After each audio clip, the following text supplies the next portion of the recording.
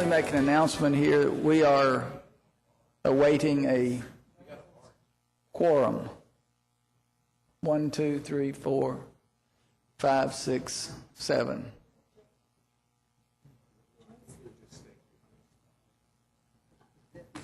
Those who are, oh, we're not on the air. We're not on the air. Are we not supposed to be on the air?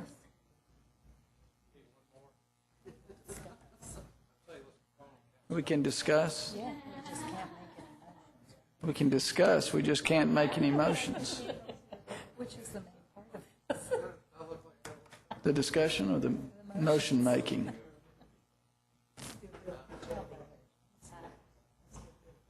We are on the air. Well, okay, we'll call the meeting to order. The chair takes the privilege of calling the meeting to order. There are a few privileges the chair will take, but the chair will take this privilege if that's acceptable by the absence of a quorum. Mr. Lane, is that good with you? I'm sorry. I was just inquiring casually whether or not it was okay with you to call the meeting to order. We're still waiting on the quorum, and yeah, actually, that was more of a casual, just sort of humorous commentary. Here comes one. We have a viewing audience now, so this meeting of the Committee of the Whole is called for the purpose of continuing discussions on the budget, the mayor's budget that's been proposed to the council. Now, the council is reviewing that budget and discussing it. And we have on our agenda today, we do have a quorum now. Thank you, Councilmember Feigl, for joining us. We now have a quorum. Jerry, why don't you take us through the agenda for today? Thank you, sir.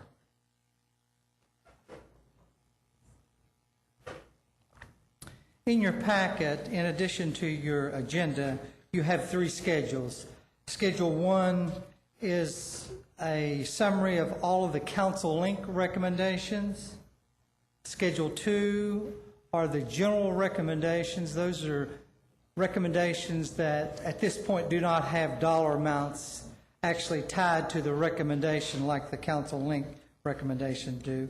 And then I have recapped the individual council member recommendations on Schedule 3. What I would propose that the Committee of the Whole focus on today is Schedules 1 and 3 primarily, to review each topic, or as many as you can get to either vote the particular item up or down. I'll be keeping track of the individual votes, and the list will either grow or dwindle. So that's primarily, if we're successful today, that's what we'll try to focus on. Any questions? Okay. Well, we really are going to have difficulty on voting up or down with this many people here. And the outside agencies, I believe, was meeting at 8 o'clock, so that may be holding us up.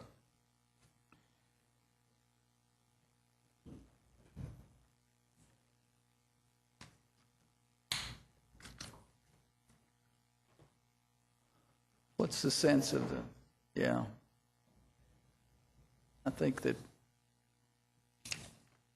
we're going to have to go through them all again if we do it now. We might just recess for a while.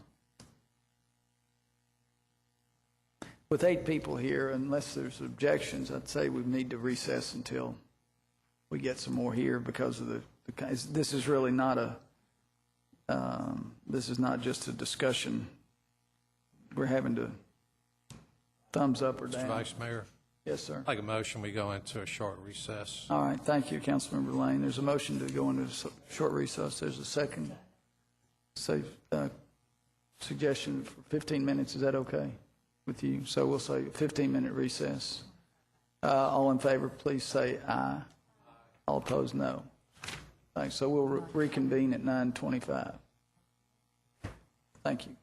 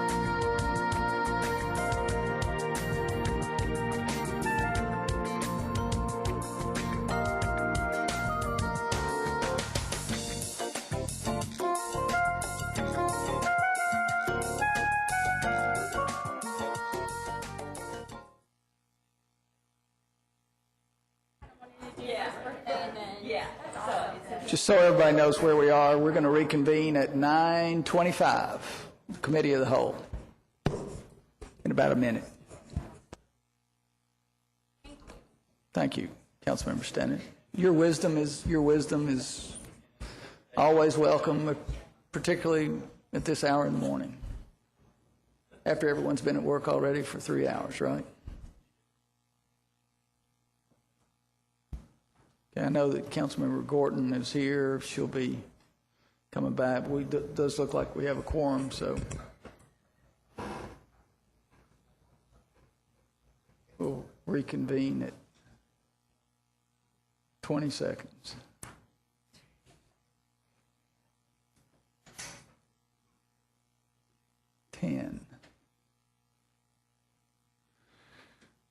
All right, unless there are objections, we'll call the meeting to order. This is a meeting of the Council Committee of the Whole, which is addressing the mayor's proposed budget, and we will continue with, let's see, earlier, Jerry, is Jerry here? Okay. You gave us the agenda, Jerry, but I'm just remembering about the report outs. Do we need a report out on outside agencies?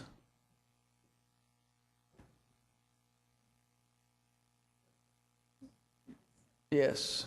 And Councilmember Myers, do we need a report out on outside agencies? You ready to do one or not? Actually, that's what I'm discussing now. We're not quite ready to do that yet, but why don't we go ahead then with, you want us to go ahead with Council Link recommendations? yes.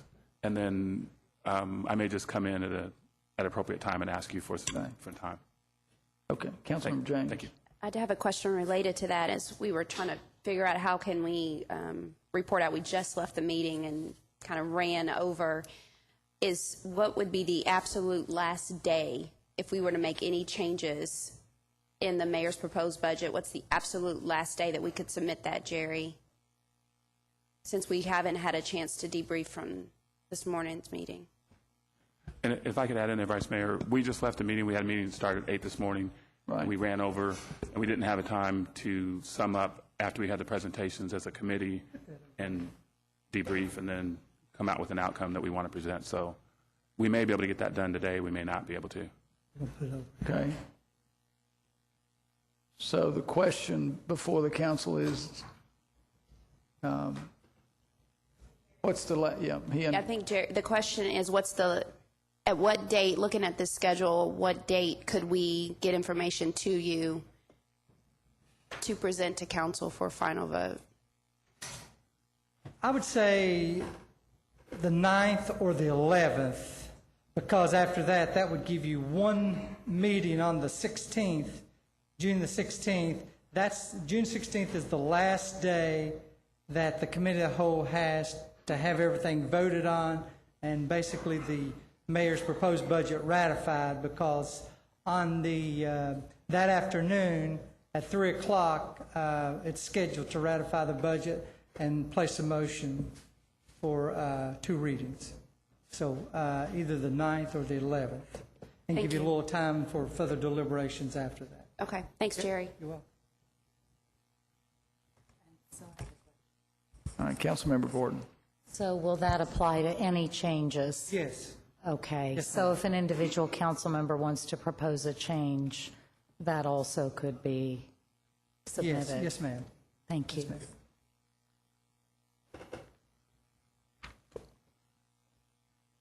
So what was that date? What was that date again? So that date was the 11th, right? The 9th and the 11th. 9th and the 11th. Yeah.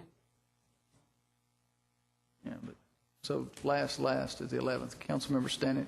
But technically, Councilmember James, as we all have learned through experience here, really the last day is June 25th or before the end of Right. the year. I mean, you can come on that last day, make a proposed change on the 25th.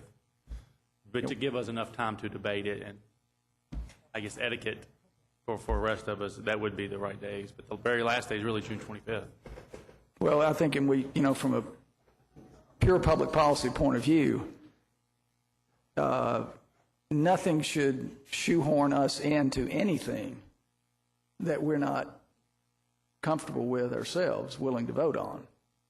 You know, a budget is a budget, and the law says, or the ordinance says, we should have it budget by the beginning of the fiscal year.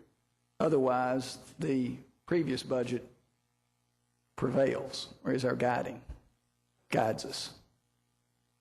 Am I wrong on that? Okay. We get a headline, of course, but we get headlines anyway, so one way or another usually. Some of All us right, do. so, Some of us do. all right. I said that. Okay. Are we ready for the council link recommendations then? We okay on that to go with Schedule 1?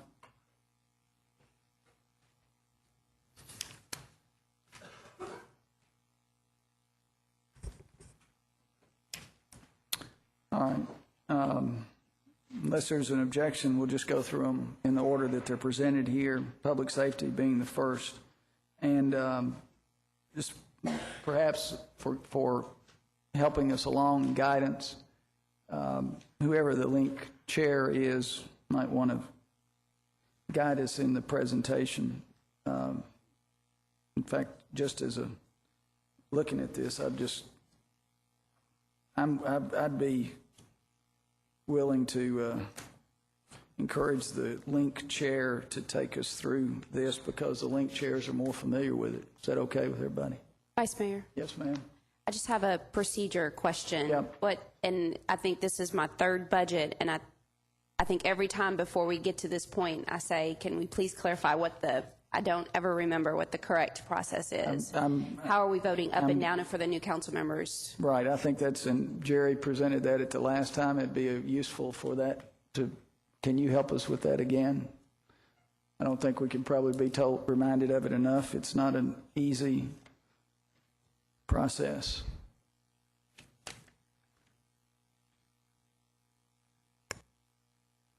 Historically, what we've done is to take each item, each recommendation, read the recommendation, let the chair talk about it, and then the council just vote yea or nay in favor of it. If they do, then it's approved. I think, Councilmember James, are you referring beyond this piece today or just this piece today? I just meant, do we say, public safety items or number 1 and 2? Are we looking at each one and then we take a vote after each line? After each line, because each line is a separate issue to be voted upon. Okay. And then what, Jerry, you're doing is Keeping a cumulative tabulation Yes, sir. on it, right? Yes, sir. So you'll tell us whether we're up or down on a balance, right? Yes, sir. Okay. And after each meeting, this is kind of a living document. It will change after each meeting. So I'll give you an updated schedule or schedules after each meeting. So you'll have something current each time you meet. Okay. Any other questions? We may need you to confirm all that again, so just be ready. Okay. Thank you. It might be helpful, Jerry, unless you got your working papers back here, it might be more convenient for you to hang around down here. I have All right. another question before Jerry leaves. Okay, you got another one already. See? Hang around. I told you it was going to be a long day, Jerry. Yeah. Okay, are we to be mindful of any bottom line number as we're considering voting up or down each line? At the end of all the votes, and when you come to a final number, if it's a net cost to the mayor's proposed budget, then you have to be mindful of how you're going to pay for these additional expenses. Are you going to raise revenue? Are you going to cut costs in other areas? There has to be an offset. We just say the number's $1 million after you're finished. You just can't, if you don't have an offset somewhere, we just can't give that to the administration to find that. That's the council's responsibility. Whatever you net from these proceedings, you have to find an offset. If it's a net expenditure, then you have to either reduce costs in some other area of the mayor's proposed budget or find a way to raise revenue to fund the additional cost. When will that discussion happen?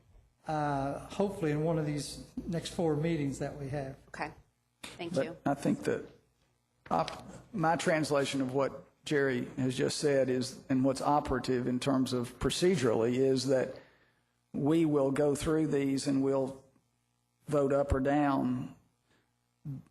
That doesn't mean that we couldn't change our point of view on it as we proceed. The last, as Kevin said, as Councilmember Stanton said earlier, really, it's a working document, and the last time for this passage by the schedule is June 25th, right? Councilmember Ellinger.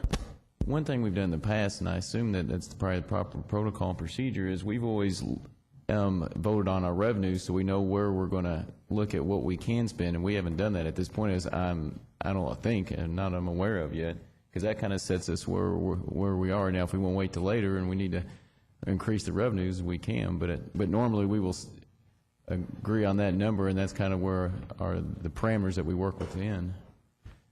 Is that not true? Normally by this time, there would have already been a motion to either accept or revise the mayor's proposed revenues. I think last year we waited to the last, so we're pretty much in line at this point of what we did last year. But you're right, there's always been a separate motion to either accept or revise the mayor's proposed revenue projections. Why don't you say that again, Jerry? You said last year we waited. Last year you waited till around this time within the schedule to accept the mayor's proposed revenue or revise. I think you revised it. I don't remember. I think you revised it upward just a small amount.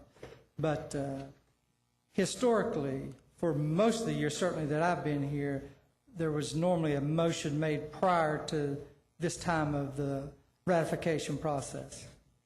But it's okay. I mean,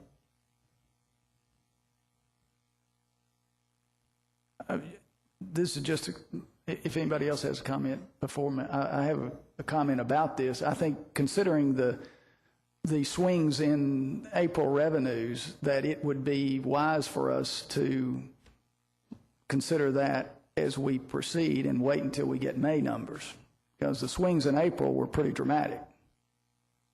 and what we can get is to get budgeting or revenue to give us an update on the revenues, and then you can maybe make a decision on what you want to do as far as accepting the mayor's proposed budget revenues, or you want to revise them based on what you see now that you didn't see a couple of months ago. Councilmember Beard. Is it possible at all that we'll see May figures also sometime before we wrap this budget up? I see Bill O'Mara rising in his, halfway rising in his chair. I would hate to speak for Bill. Yes. We will have revenues closed for the month of May by Friday, so give us the weekend to work with it, and we can try to have something to council sometime during the workday Monday. That would be in line for your Tuesday's Cal link, which is next week from today, I believe. Okay. Is that good? Okay, thanks. Thanks, Bill. Vice Mayor. Yes, sir. Yes, ma'am. Bill, before you leave, can you also let us know on that date if there's any change in the fund balance that was estimated as well? We have an estimated fund balance of $560,000 in the mayor's proposed. Just wondering if that's changed at all. I don't know how to answer that. Mary is due back for half day starting at 1 o'clock. She's the director of accounting. Okay. And there's a whole lot more to work on to come up with an estimated fund balance than I do on the revenue side, which is top line versus bottom line. And I hesitate to give you a clear answer without some research done with staff. I guess maybe I can rephrase, at her earliest convenience, can we get an updated fund balance estimate?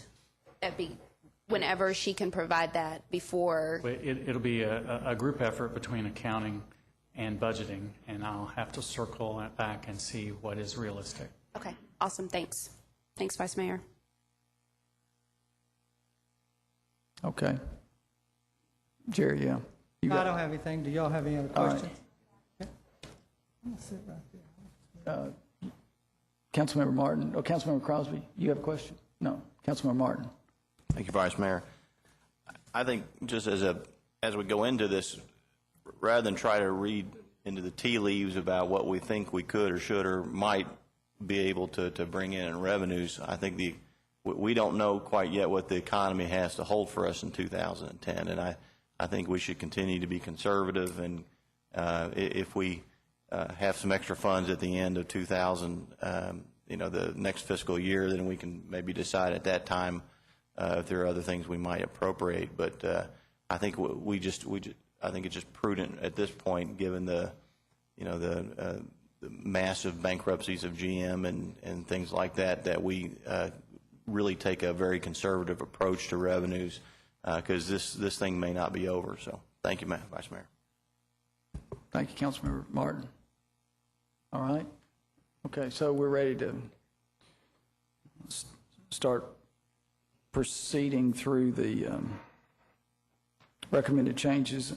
And the first is public safety. So Councilmember Crosby, as chair, would you take us through the recommendations? And we'll just vote up and down on the individual recommendations. Right, Jerry? Yes. All right. Okay, so I will start with recommendation number 1, increase funding for 4 additional animal control personnel, and this will bring the total officers to 10. We've had 10 for this past year, and it was cut in the mayor's budget, and I think you all will recall we discussed during our budget link how many phone calls. They get thousands of phone calls per month regarding animal control issues, and their service time has decreased for being able to answer calls, and we believed as a link that this was something that we needed to keep at current levels. So I will stop there if anybody has further questions, but I think we went through it pretty in depth during our link. Councilmember Martin. Thank you, Vice Mayor. Is this 58 per animal control officer, or is this a total number? How does that? I don't understand. This is the total number.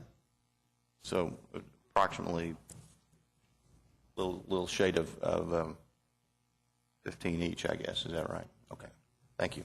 Yeah, can I supplement No, that? that's not correct. No, we currently have 10, and Yeah, the we'd be proposed budget reducing. cut it 5%, which was a total of 100, well, I'm sorry, 10%, which was a total of 110,000. That's the The next mayor's line. proposed budget should only cut it 5%. So this puts back the 5%. That's a total of 110,000 from what you have in front of you as the mayor's proposed budget. Right. I was trying to, it says increase funding for 4 additional animal control personnel. It's not That's kind of 1 and 2, or I mean, I think maybe they might be appropriate. I don't know if we can take them together, because the second one is the 5% reduction level. Right, and that's what, I mean, are we adding 4 positions, or? nope, we're keeping we're 4 keeping positions. 4 Otherwise, they have to positions. cut them out. We added them last year. Our recommendation is that we do not reduce it down to Right. 6. It just seems like a low number for 4 people. No, exactly. They get paid $25,000 each, including benefits. It's about $110,000 total.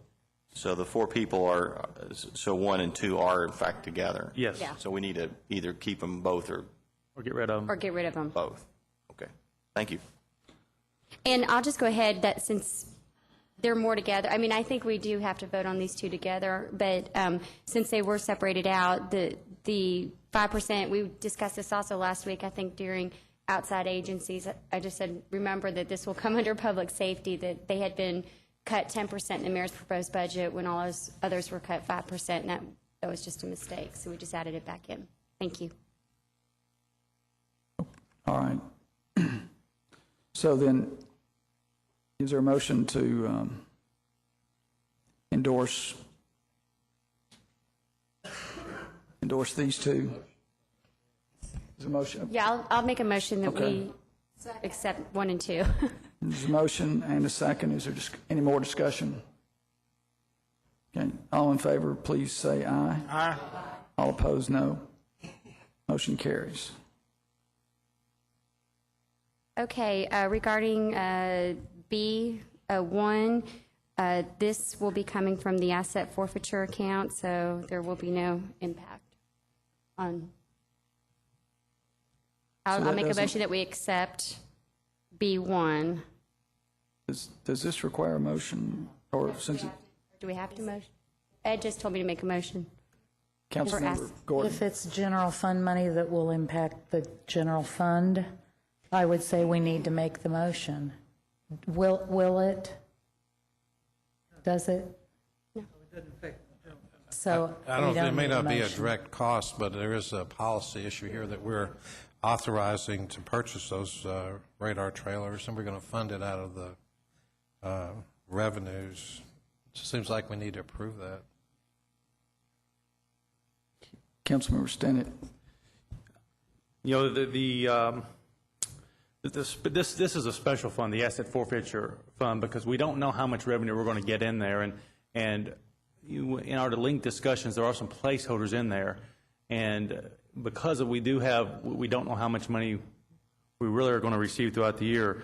And instead of this body becoming a policymaking body and dictating to public safety, here's how much you have to budget for certain amounts, I would feel more comfortable just asking them to figure out a way to budget that amount so we can purchase 6 additional trailers as we work on how to get a handle on do better accounting for next year for this fund.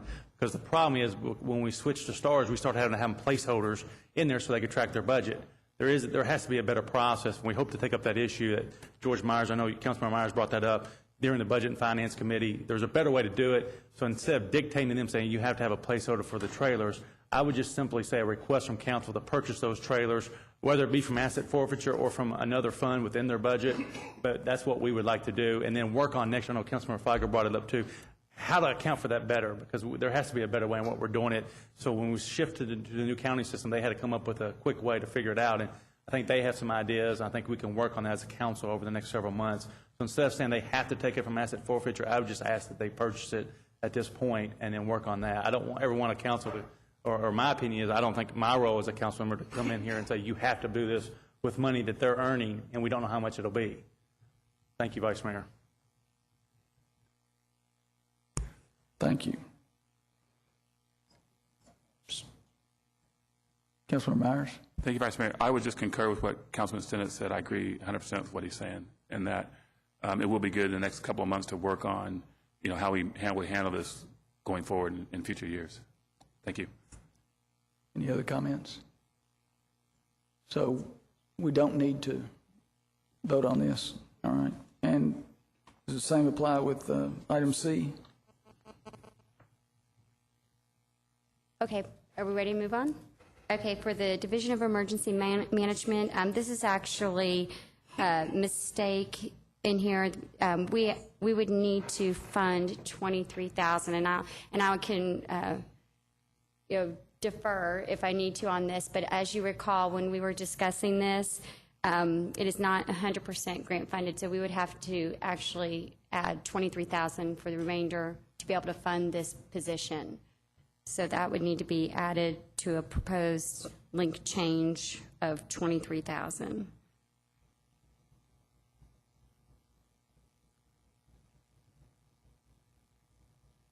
Are there any questions? I don't know if you all remember Connie came up and spoke about this. But it does not affect the general fund? No, it would. does. We Oh, it would would. have, we were So this is- recommending oh, adding all right. $23,000 for this position. So it needs to go in the link change column? Link change, $23,000.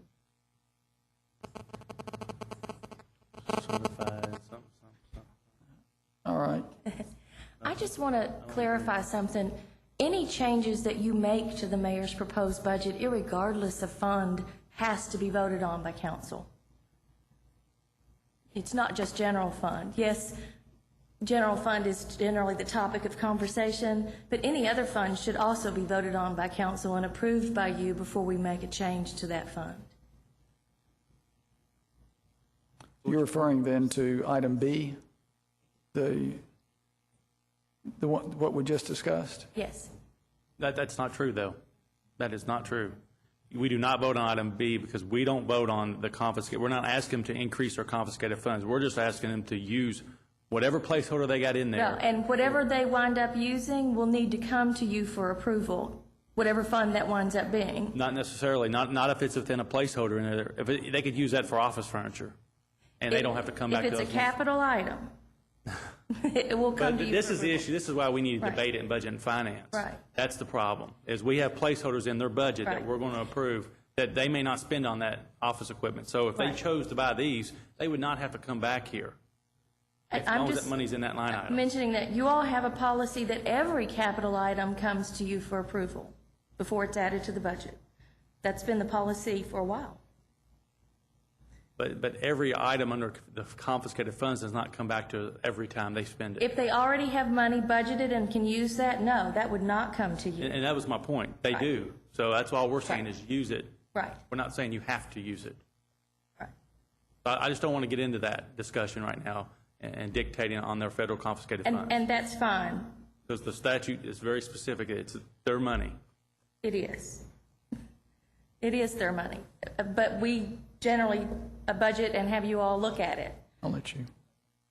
I just wanted to make sure we didn't hit on any other fund and anyone think that we don't need approval of those, because we do, before we adopt them. Okay, we've got Councilmember Gordon and Councilmember Myers. While you're at the podium, can we have your take on item C, the CSEP coordinator? Yes. What happened was, unfortunately, we had at one point both the part-time money and the credit for that, the grant credit for that. In the process of adjusting the budget, the part-time dollars were removed and the credit remained, the grant recovery remained. So at this point, we have a recovery and no money in place to pay the person. So we need to put the money back in to pay the person, and that's the $23,000. It's the CSEP coordinator of the, I don't remember what CSEP stands for, Emergency Preparedness. It's a DEEM Emergency Preparedness Grant. Chemical stockpile, thank you. I've done the acronym so long I don't remember what the name was. And that's what they work on. So would you like for me to make a motion? And Yeah, let's make the motion, and then we'll have the discussion. okay, I'd like to make a motion that we add 23,000 in for the part-time CSEPP coordinator position. So moved. So motion and a second. All right, now discussion. More discussion. Councilmember Myers. My discussion's back on B in the conversation we were having, so it's not on this motion, so I'll wait. Okay. Councilmember Gordon and then Councilmember Henson. Maybe Commissioner Bennett could answer this one. If I recall, well, maybe I should just ask you to explain for the council what this position is. It seems to me it's related to the Richmond It is. chemical. CSEP, the acronym is Chemical Stockpile Emergency Preparedness Program, and it's a federal program that funds preparedness activities for counties, particularly contiguous to the chemical stockpile location in Richmond, at the federal location there. So the grant funding comes to us for preparedness activities, exercises, and this person is the part-time position that grant funds. So if we don't spend the money on the position, effectively we don't get the grant money. What happened during the budget process is the position was funded, the grant recovery was shown, and then somehow through the budget reconciliation process, the position dropped out, but the recovery stayed in there. So basically, we need to fund the position in order to be able to get the grant dollars. Thank you. You're welcome.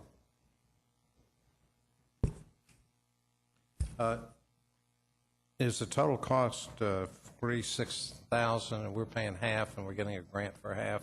Or is it a full grant for the entire? I think it's a full grant. Okay. So there's no actual cost to the government other than we were going to have to make the adjustment because we didn't recognize the expense to offset the grant money we received? That's correct. Okay, thank you. Councilmember Henson. Commissioner, I just want to make sure I have a good understanding. In your opinion, this position is essential, or, okay, we have received the grant money, and we were supposed to match that? Is that? No, there's not a match, and this is a grant program that's been going on for many years. Okay. It's just a continuation of a probably decades-old grant program. The position has been in existence during all those years. We had the CSEP coordinator position in existence. We had intended to continue that and paying for it with the grant dollars we get from this year's grant. As I said, through the reconciliation process, the position just dropped out. So it's through an oversight, I guess. Okay, so it's like we have the money. Yes. But there's no impact? There is an impact because of the way it's currently structured, I guess, within the budget. Effectively, what's happened, the way the budget is in front of you today, is those grant dollars have been recognized to offset other costs within the budget, rather than the personnel cost it was designed to offset. Okay. So the grant dollars will, if you approve this motion, the grant dollars will pay for that position. The general fund then will have to pay for other costs that through the math formula, the grant match would have otherwise offset. But we're really obligated to this, is that correct? As part of the grant, yes. Okay, thank you. You're welcome.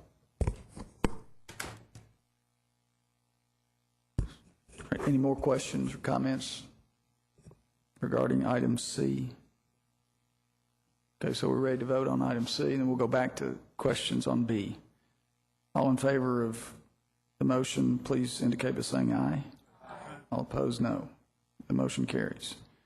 Okay, let's taxi back to item B. Councilmember Feigl had a question. Councilmember Myers had a question. Thank you, Vice Mayor. Yes, I have a question. I'm still not clear on the radar trailers. Is it basically what you're saying? Councilmember Stinnett, I have a question. Is basically what you're saying is that you want the radar units in the budget, but you're not telling them how to fund it. You're just saying it's kind of like, no? No, I think this body is requesting that they figure out a way to purchase 6 radar trailers with their FY 2010 budget. Now, if we So want to it's put a like line item in there, like it's an unfunded request. And if we want to put a line item in there, add general fund dollars, we can do that, or bond them. I mean, we can bond, add it with the police vehicle package and simply bond another $69,000, which won't make a big difference on their vehicle package. Okay. We can do that too. Okay, thanks. Councilmember Martin. I think what that question is because those radar trucks are being funded from forfeiture funds, is that correct? How are they going to be funded?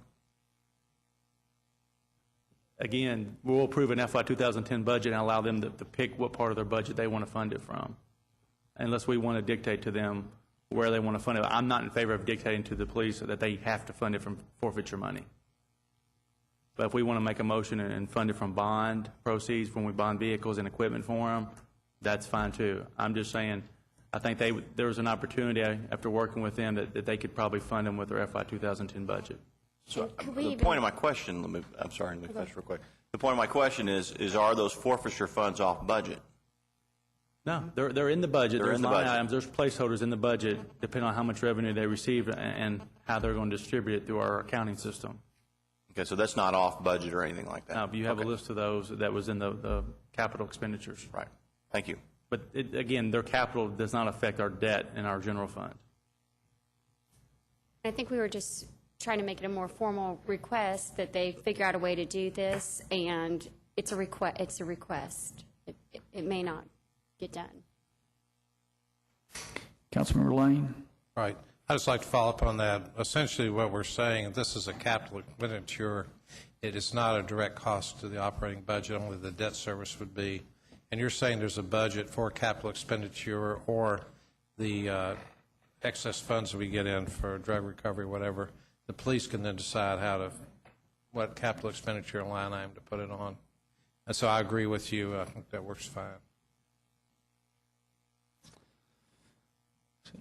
Councilmember Henson.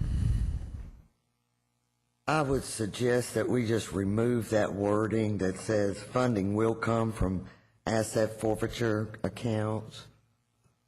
So if that's not, I think that's what's confusing everyone.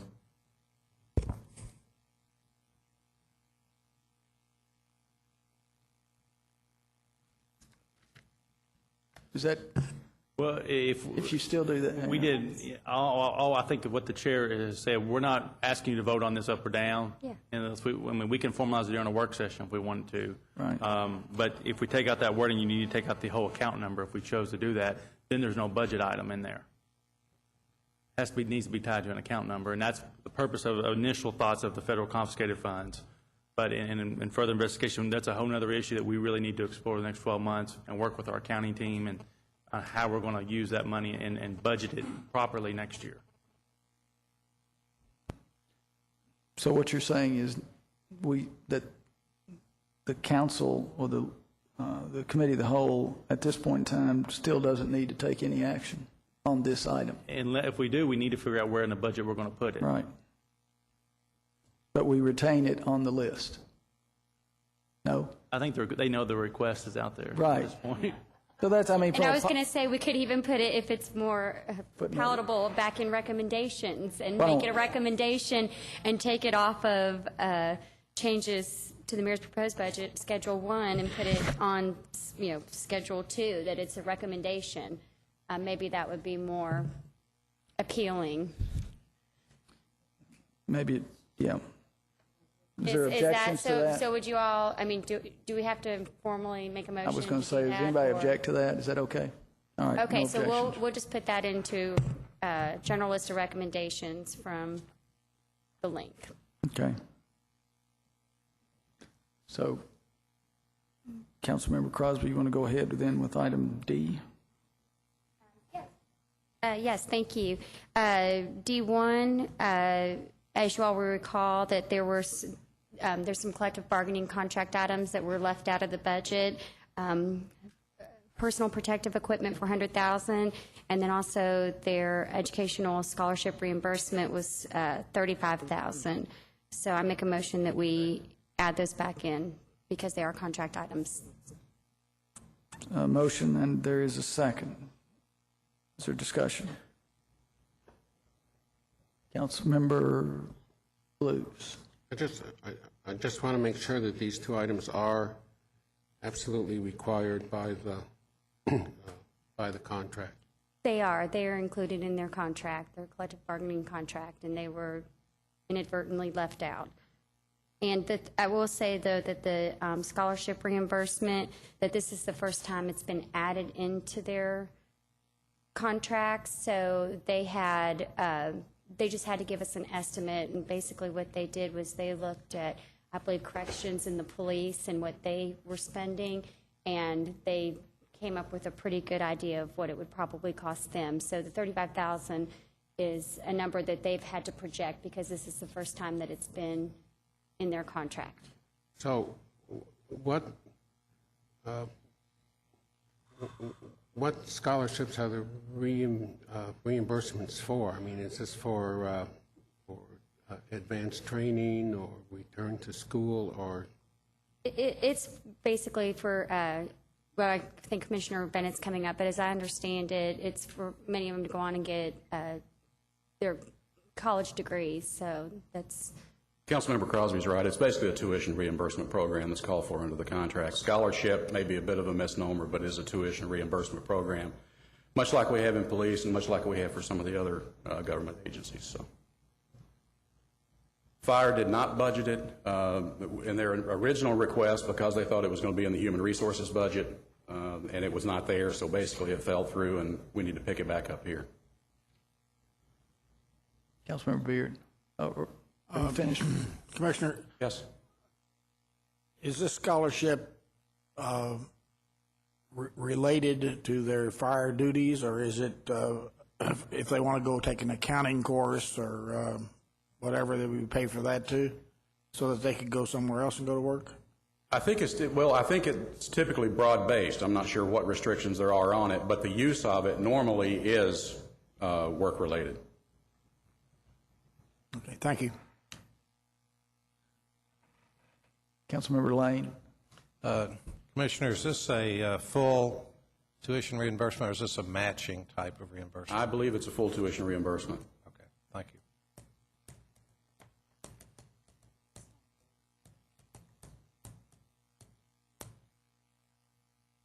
I'm sorry. I missed that. That's it. All right. Councilmember James. Commissioner, is the dollar amount specified in the contract for $35,000? No, that's their estimate on how much they think will be requested as reimbursement from the employees during the coming year. There is not a finite amount specified in the contract. Okay, thank you. You're welcome. Anyone? Councilmember Feigl. Thank you, Vice Mayor. Just one quick question. I guess since it's in the contract, we do have to support this, but is there any kind of performance standard based on that reimbursement? You mean as far as Grade requirements and things? Yes, I believe there are. Thanks. Councilmember James. With that question, is there any type of requirement, Commissioner, that that the employee remain an employee of Urban County government? No, not that I'm aware of. Beyond that On that time scholarship? frame. No, ma'am. Okay, thank you. Councilmember Henson, and then Councilmember Gordon. Commissioner, if this is in their collective bargaining contract, correct? Yes, ma'am. But there's no specific amount. Correct. And there's no identification as to what type of classes. It doesn't have to be career-related. I believe that's correct, but while you all are deliberating, let me run upstairs and grab the contract and make sure, but I believe that's correct. Okay. And then I was just curious as to why the mayor, if this was in the contract, why it's not in his proposed budget. As I said, it was I don't know, miscommunication is probably not the right word, but Fire thought it was going to be in HR's budget. HR thought it was going to be in Fire's budget, and in the end, neither of them put it in the request. Okay, I'm sorry. I So it heard was you just an say oversight. that. That's fine. Thank you. You're welcome. Councilmember Gordon. I just had a comment, Commissioner. Under Schedule 2, one of the Public Works recommendations is that before we even go into the budgeting cycle, there be a list produced that shows all required items, including those required by ordinance or state law. And this is an exact example of that sort of thing, because we ran across this in the Public Works link, that certain items which are required by law weren't funded. So it just highlights that recommendation back in Schedule 2.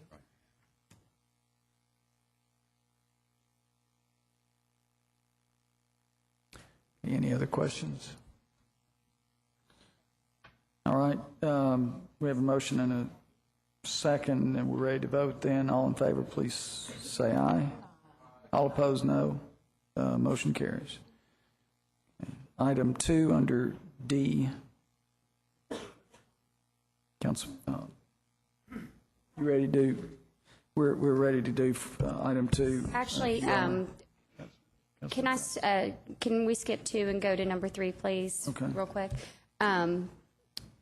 Stay. Yeah, no, stay, please. Well, number 2, I'm trying to find out something on, because there's a little discrepancy here. On number 3, transfer funds from overtime account to the regular personnel account, which allows for a class of 15 recruits to start on 7/6/2009 and a class of 23 recruits to start on 8/31/2009. As you all will recall, we're basically asking that the mayor's proposed budget take from their overtime account, and that we fill these positions by putting monies from the overtime account into the personnel account to allow this recruit class to start. So I'll make a motion that we adopt number 3. Motion and a second. Discussion. Councilmember James and then Councilmember Myers. Thank you, Vice Mayor, and I'll try to remember to hit my button next time. I'm sorry, I keep raising my hand. Oh, actually, I'm watching the hands more than I am the monitor. So, Councilmember Crosby, please remind me of how are we going to guarantee that those positions are filled? I mean, we're doing the recommendation, but then how do we know that that's going to happen? Well, I think one of 2 ways. First, they've already started. I think that they keep an active list of people going. So it is our understanding, and I think the other Link members could probably correct me if I'm wrong, but that they will be able to fill what they have said they could do, like 15 starting on 7/6, if they keep an active list going. And by us moving from the overtime budget to the personnel budget, that pretty much guarantees that that's what those monies have to be spent on. That would be probably the second guarantee, is that they have to spend the money on hiring. And then we're also requesting, which I didn't notice back in the general list of recommendations, that we get reports from them on how it's going to ensure that this process is moving along. So those are kind of the 3 things. That was that last part you said was key, because the money can be there, but the positions may not be filled. Yeah, and we've requested, and I don't know why it's not in here, there's a few recommendations that we made from our link that aren't listed that I could probably go into at this time, but I may just wait till later. But that is one of them that we did request, as you all will recall, that we get updates from them on this process and also on how their overtime budget is going, so that we aren't keeping track with it. Yeah. Okay. Thank you. Councilmember Myers. Thank you, Vice Mayor. My question was similar, when they'll come on board and how do we make sure that that happens as quickly as possible? So I think we've got that answered. Anyone else? Okay, we're ready to vote then. All in favor of this motion, please say aye. All opposed, no. Motion carries. Okay, I'm going to go on to 4 and 5, if that's okay, because I would say that we presented those together. They've been broken down, and if we feel more comfortable voting for them separately. But 4 and 5, we had money from the Veterans Park Fire Station, as you all will recall. And basically what we were suggesting that we do is take the proposed use of unspent 2006B bond funds in the amount of $185,000 to reduce the debt service in the general fund, and then take also the remainder of those, that portion, and utilize it for the design of Fire Station 2 relocation. So moved. Motion and a second. Discussion. Councilmember Gordon. I have just a quick question, Commissioner. I realize this is a relocation, which makes it a little different than a new fire station, but are we continuing to use the design? We still have the design that we've used on our last several new fire stations. 3, I believe. Yes. And when we build a new fire station, we'll use that same design. But tell me about the difference here. I don't know that we'll use that same design, and I say that simply because the contract we had with the architect who designed the last 3. You may recall we did stations, I think, 20 and 21, which is the one across from Beaumont, and the one out in the Hamburg area. The name escapes me, Councilmember Stennett. The street. No.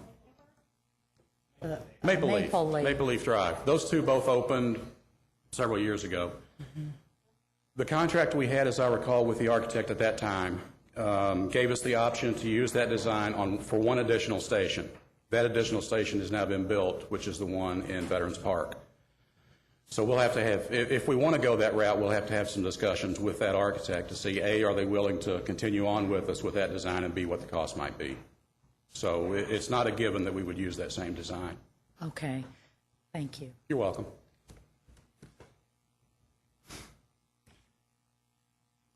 Okay. Councilmember Lane. Yeah, I had a question on the $185,000 credit.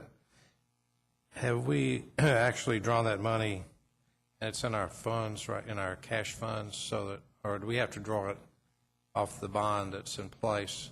Well, if we're drawing it out and then we're paying back the bond, that's sort of a mox nix. I don't see that we would really be saving $185,000. I think council members, or the Link's proposal, not necessarily Councilmember Simmons, but the Link's proposal is to use the money that's currently in the bond fund that has not been spent to pay debt service rather than using general fund money to pay debt service, which would then free up the general fund money that had been earmarked to pay that debt service. So it would free up money in the general fund. Okay, but if we're taking the money, the capital money out of the bond, and then we're going to use it to pay the debt back, we're creating $185,000 in additional capital debt, which we're paying back with we're not creating. No, the debt's already been issued. It's been issued and it's been outstanding for several years. So we're not creating any additional debt. So we have received the cash. It's yes, sitting in the account. yes, it's currently in the bond fund. Okay, all right. That was my question. Okay, we ready to vote? All in favor, please say aye. All opposed, no. Motion carries. Councilmember Crosby. If it is okay with everybody, I'm going to go back to D2 in a minute because we're trying to see if we had a response on a question we had regarding that item. So unless Commissioner Bennett might be able to tell us on the paramedic nurse coordinator, it was our understanding that fire would not be needing the monies that they requested for this because they are no longer going to be doing the paramedic training as part of their class, and so therefore they will not be needing that position to be coordinating the education of. Essentially correct. That position is a contract employee. They perform services for us on contract. We will still have some paramedic activity during the coming year, in-service training for our existing paramedics. The one change, though, that we've proposed is for the new class, or the two new classes we'll be hiring in July and August, that we not require them to complete the paramedic training as part of their academy. So we won't need that paramedic nurse coordinator service as we otherwise would have. So Fire's recommendation is that we not add additional money to the budget. They believe there's sufficient money currently in the mayor's proposed budget to cover the activities they'll need covered during fiscal 10. And when we initially presented as a link, we were not sure about how the training was going to occur and what kind of training they were going to have. So we presented it as such that they were doing paramedic training, but now, based on Fire, they think that there's adequate enough money in the mayor's budget. So I think that we don't need to do anything there. I think that's correct. Okay, thank you. Let me go on to D. Councilmember Crosby, just a second. Councilmember Gordon has a question. Commissioner. Yes. Then is this a temporary non-paramedic training, or are you going to be asking the council to change the ordinance requiring paramedic training? We're not doing away with paramedic training. We're not making it mandatory that they complete it as part of their, essentially the academy or their training program this fiscal year. That does not prevent them, however, from completing the paramedic training in future years. So we're still looking at how best to accomplish that. At this point, we're not requesting that you change the ordinance. So we want to leave the ordinance in place, This but point. have a temporary lull Yes. in it. Okay, Yes. thank you. Councilmember Crosby. Code enforcement, number one. Councilmember Crosby, if you don't mind, if I can interject just one thing to answer some questions that were raised earlier on the tuition reimbursement program. I was wrong on at least one thing, but I wanted to clarify some of the questions. There is a maximum tuition reimbursement amount per employee in the contract, and that's $1,250 per year. There's not an aggregate maximum for the number of employees that could take advantage of that. They're required for undergraduate courses to achieve at least a grade of a C, for graduate courses at least a grade of a B to be eligible for the tuition reimbursement, and they are required to remain an employee of the Division of Fire for 18 months after they get the reimbursement benefit. If they leave employment during that 18 months, then they're required to reimburse the government for the tuition assistance that we gave them. So there are some protections in there, additional protections in there. Thank you. You're welcome. Vice Mayor, I had a question on the nurse coordinator. Yes, ma'am. Position. Councilmember Crosby, and the wording on our sheet says this is a contract employee and was included in the mayor's proposed budget. It is included in the mayor's proposed budget, and like I said just a few minutes ago, initially when we presented it, they thought it was not fully funded, but now that they're not going to need as much of her services, they feel like the funding is adequate for what the mayor proposed in his budget. It had been cut, as I understand, the mayor had cut the salary or the funding for that position. I see them debating something, and so they were asking that it get restored back up to what she was, but now that they're not going to have as many activities for her to be coordinating with educational opportunities, they feel like it's an adequate amount in the mayor's proposed budget. But it doesn't show anything on our sheet, is what I'm, on our sheet it doesn't show that there's anything. Yeah, that's what I was trying to, Jerry, I don't know what. There's a mic over there if you.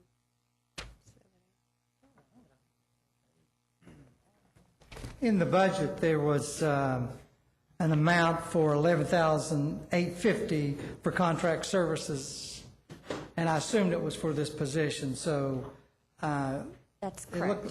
The recommendation was to continue funding for it, so from the links. So, and initially, I think you had 11,850 additional funds for this, like those funds weren't provided in the budget, but when I looked at it, the funds were there. That's why the recommendation would have had no impact on the mayor's proposed budget. The chart, though, unless I'm looking at it wrong, says adopted 09, 11,850, but then it has nothing for mayor's proposed budget. That's a mistake. Okay. That's a mistake. Yeah, that's a mistake. Okay, that was what was confusing me. Yeah, I'm sorry. Okay, thank you.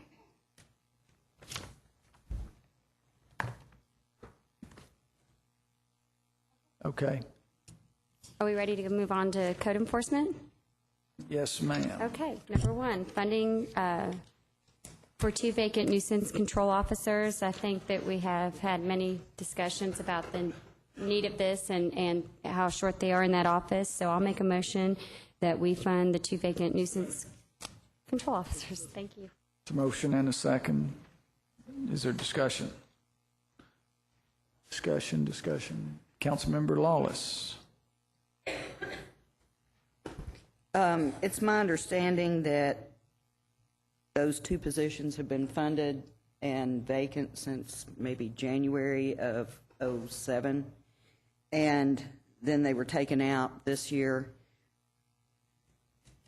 It's, again, I would like to see if we can have some kind of update to, as with the positions and about where they stand, are they being filled? They are really critical for our community and life safety issues as well as neighborhood issues. So is there some... Well, we'd be happy to make that recommendation. I think that's important for, as we see throughout reports from all of the links, that we have found that we've funded several positions and are not getting regular updates on what's happening and why they're not being hired or where they are in the process. So I would be happy to make that as part of our recommendation because these are critical positions within this division. And obviously, I think if we pass it, we should follow up. Thank you. So I will just make that, if that's okay with everybody, in the link that we just add that as a recommendation to get an update on the process. Thank you. Councilmember Gordon. Well, my only comment was going to be Councilmember Lawless and Councilmember Feigl and I have been serving on the Housing Task Force, and this is one of the major issues. So I don't want us to lose sight of the nuisance control officers because I believe this will be something coming forward to us from the Housing Task Force, and when that recommendation comes forward, it will be post-budget. So I'm just saying this as a support for that. Councilmember Stinnett, then Myers. I just want to follow up on Councilmember Lawless's comment. I think one thing we can do through Budget and Finance is have our link chairs report out, and if they could kind of keep up with the recommendations and kind of maybe report out quarterly about where we're at, that may be another beneficial use of the links, and let them kind of be the watchdog on those recommendations and come back to this group during our Budget and Finance Committee meeting and report out. So I appreciate you noticing that, because those two positions actually already had people ready to go in those, and they were put on hold. So I don't know if we have to start the whole process over. Those two people are still eligible, but we'll hopefully find out how to put the money back. Councilmember Myers. Thank you, Vice Mayor. I guess as a point of clarification, I want to ask the question. I don't know that anybody here can answer it. It may be a question for the administration, but these positions that we are authorizing to be added to the budget, when we pass resolutions and ordinances, they say a resolution authorizing and directing the mayor to blank, blank, blank. My question is, do these hires have to go through the committee that was put together? I forgot what the committee's called, but right now there's a hiring freeze. So there's is it Mercer? I don't think no, I'm talking about, because there's a hiring freeze put on by the administration, there's a committee that reviews all new hires. So that's different than the Mercer to do the study on how much they get paid. But this is more a committee that determines whether or not, if a department of government wants to hire somebody, if it's a valid hire. So my question is, and maybe Shay can answer this question.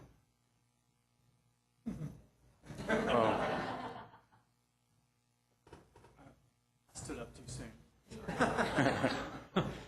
It's more of an administrative question rather than a budgeting question, and that is that the administration has a committee that it put together that determines if say budgeting wanted to hire somebody, and that committee would look at it and decide whether or not it's warranted under the hiring freeze.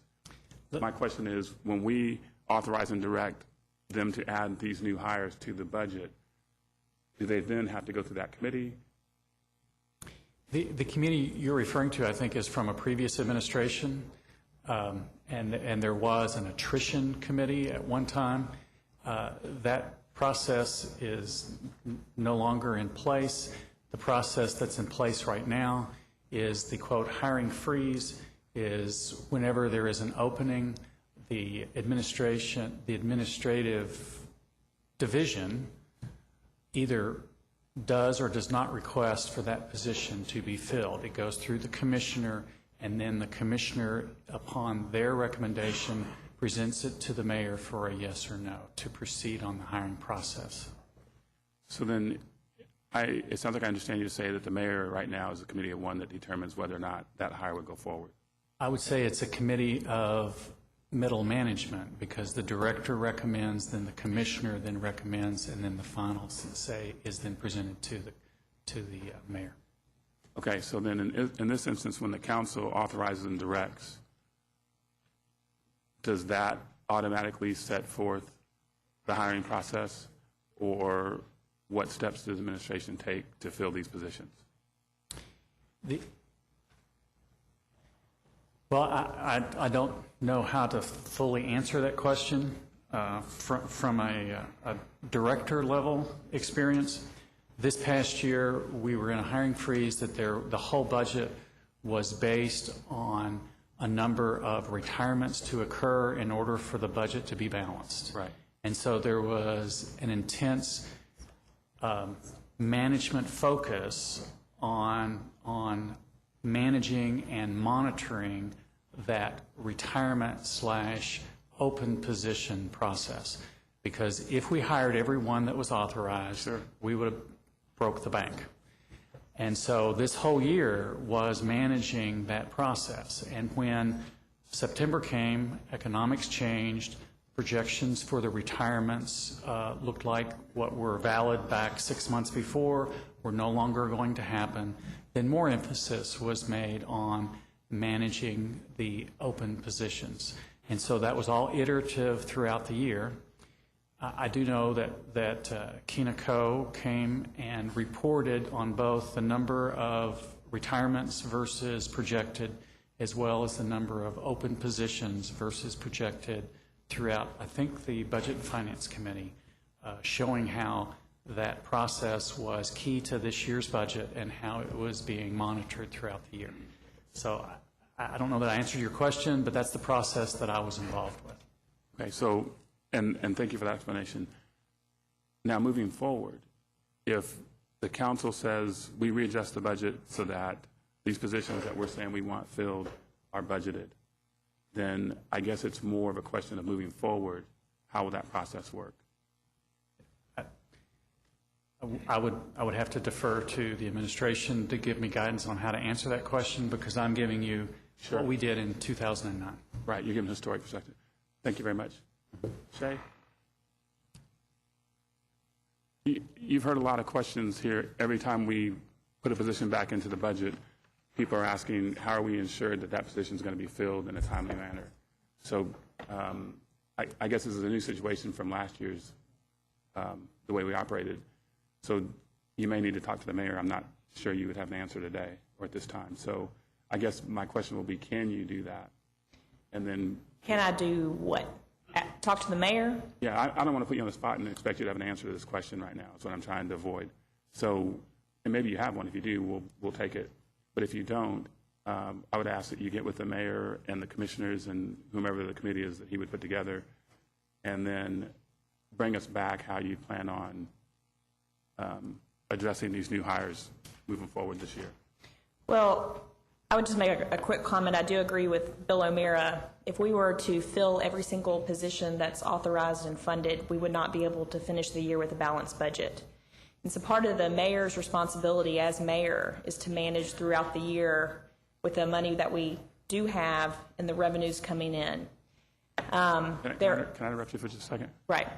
I understand last year, but the situation has changed this year. When we put these positions in the budget, we'll put the money in the budget to hire those positions. So I'm not asking for last year how we did things. I'm actually talking about every year. But we all agree we want more code enforcement officers. And so when we start off the year, we intend to hire more code enforcement officers or whatever the authorized position might be. But as Bill said, we have to work with the division directors and the commissioners to make a decision on whether or not that's the best decision right then given the circumstances. So I think I will be happy to talk with the mayor to find out how we can bring forward recommendations to you in a way that would be better for you or any council members. But I mean, it's kind of an administrative function where we have to make decisions. If the council wants us to hire someone, the way that you do that is you authorize us to do so and you put the funding in, but then we're responsible for making the decisions throughout the year. And right now we have a hiring freeze in place that, as you know, has saved us $12 million annually, which has allowed us to balance the budget. And we've asked our divisions to do more with less. Well, I would argue that when we pass a budget and the budget says authorizing and directing the mayor to fulfill that budget, then what the mayor's responsibility to do throughout the year then is come back to the council and say, revenue's not coming in as projected or whatever it is, how are we going to address that? It's not, when the council passes something that says authorizing and directing the mayor doesn't have the discretion to then say, well, I'll just work throughout the year to determine what I'm going to do based on what revenue's coming in, and that's the way you're presenting that. So, I do not want this to sound argumentative, but I do think we're going to need to have a legal opinion on what the mayor's authority is in terms of the decisions he can make on hiring and not hiring. Well, okay, we can do that, but and that's the reason I asked this question, because this is what we're going to end up with the year. When we pass the budget and the budget says authorizing and directing the mayor to do something, then that's what's supposed to be done. If something happens later on during the year and it changes the funding stream, then we go back and look at that. But to say that we pass the budget authorizing and directing the mayor to hire people, but the mayor can wait until whenever throughout the year that they think the funding is there to do that, isn't the case. So I guess what I'd ask you to do is talk to the mayor and find out what his interpretation would be. If you want to have a ruling from law, that's fine. And then I would ask my colleagues on the council to look at putting a policy in place that says when we authorize and direct the mayor to hire somebody, that's what happens. And that happens in a timely fashion. And then if something happens, just like any year, throughout the year, funding doesn't develop the way that we thought it would, or something else happens, there's some type of crisis that happens and it affects our general fund balance, then we'll address that at that time. I think we should get legal involved to determine the authority. And then I believe Bill O'Meara had a financial perspective he wanted to add.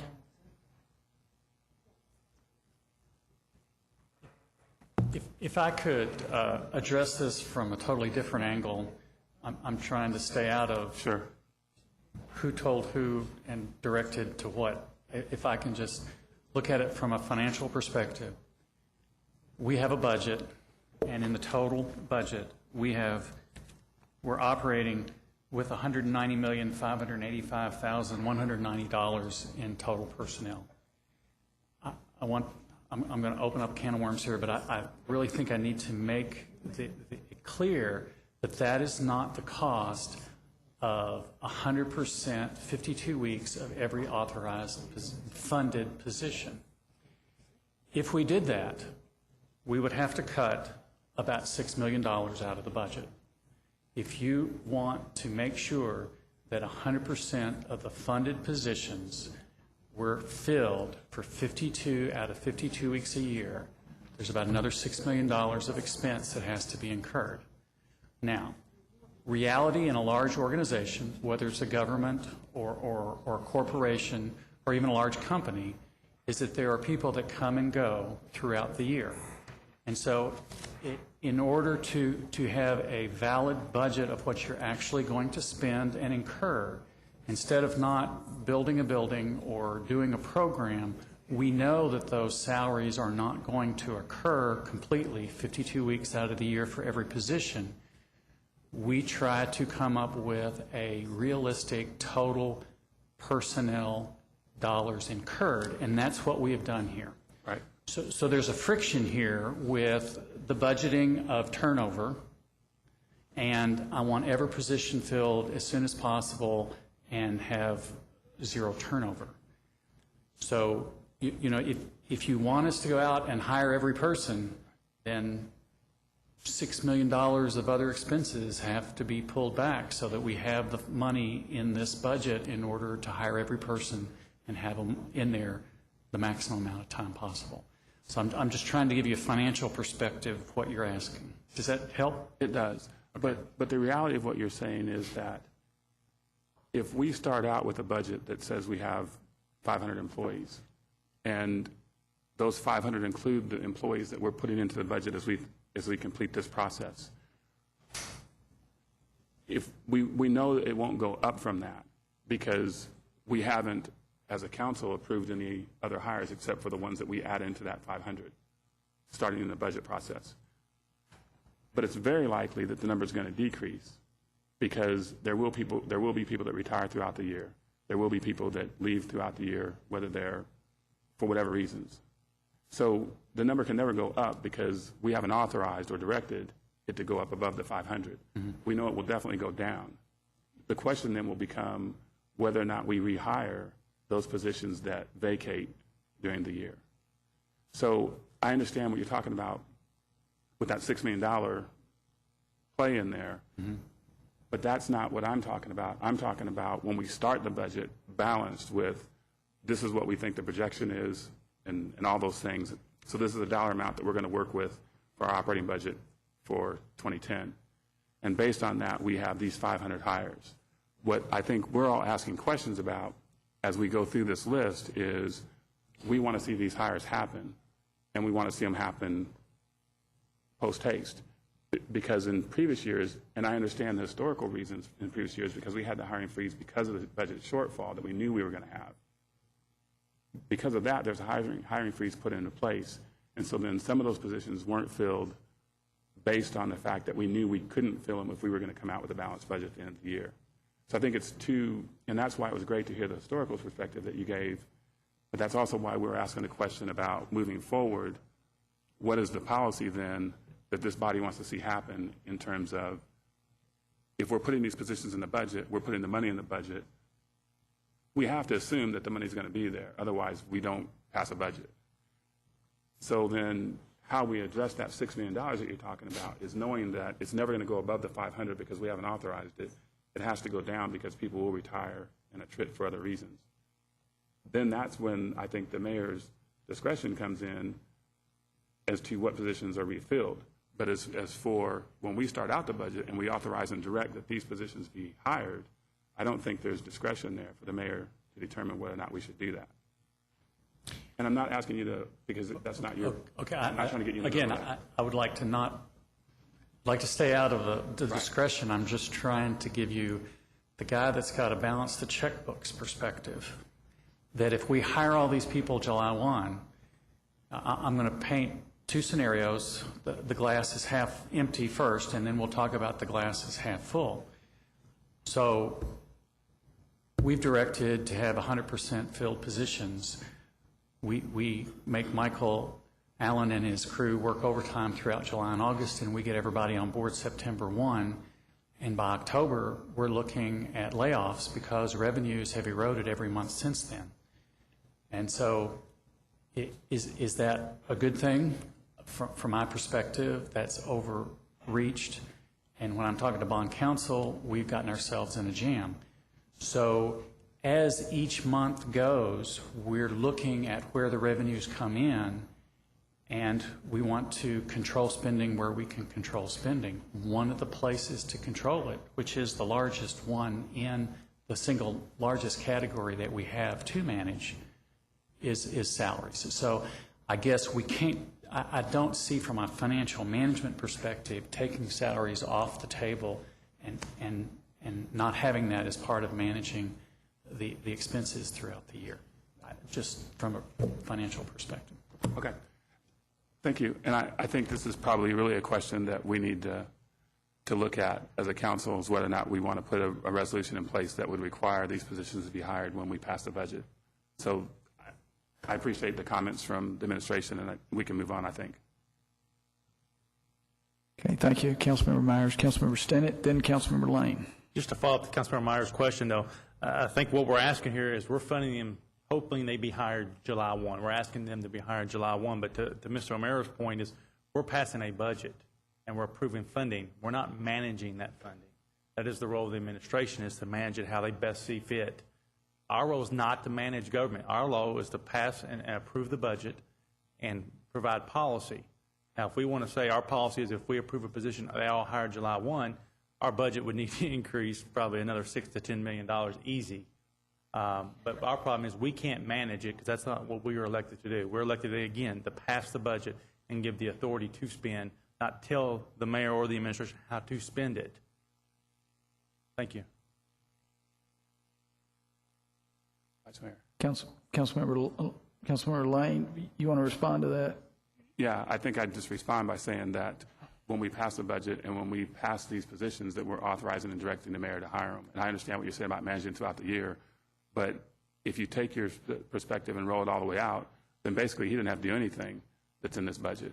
So I don't think that's the answer. And I think that's not the expectation of the council when it passes the budget either. So again, I think if we need to, as a council, come up with a policy on when new hires are supposed to come online, then that's something that we can do. But I don't think that anybody here that's putting these positions in the budget expect that they're not going to be hired. So I think that says enough, I guess. Councilmember Lane. Thank you, Vice Mayor. I think I'm in agreement with Councilmember Stinnett, is that the council basically gives the authority to spend, but it's not a mandate to spend. We're setting the budget and policy for the local government. And the mayor is the CEO and has to operate the government on a day-to-day basis.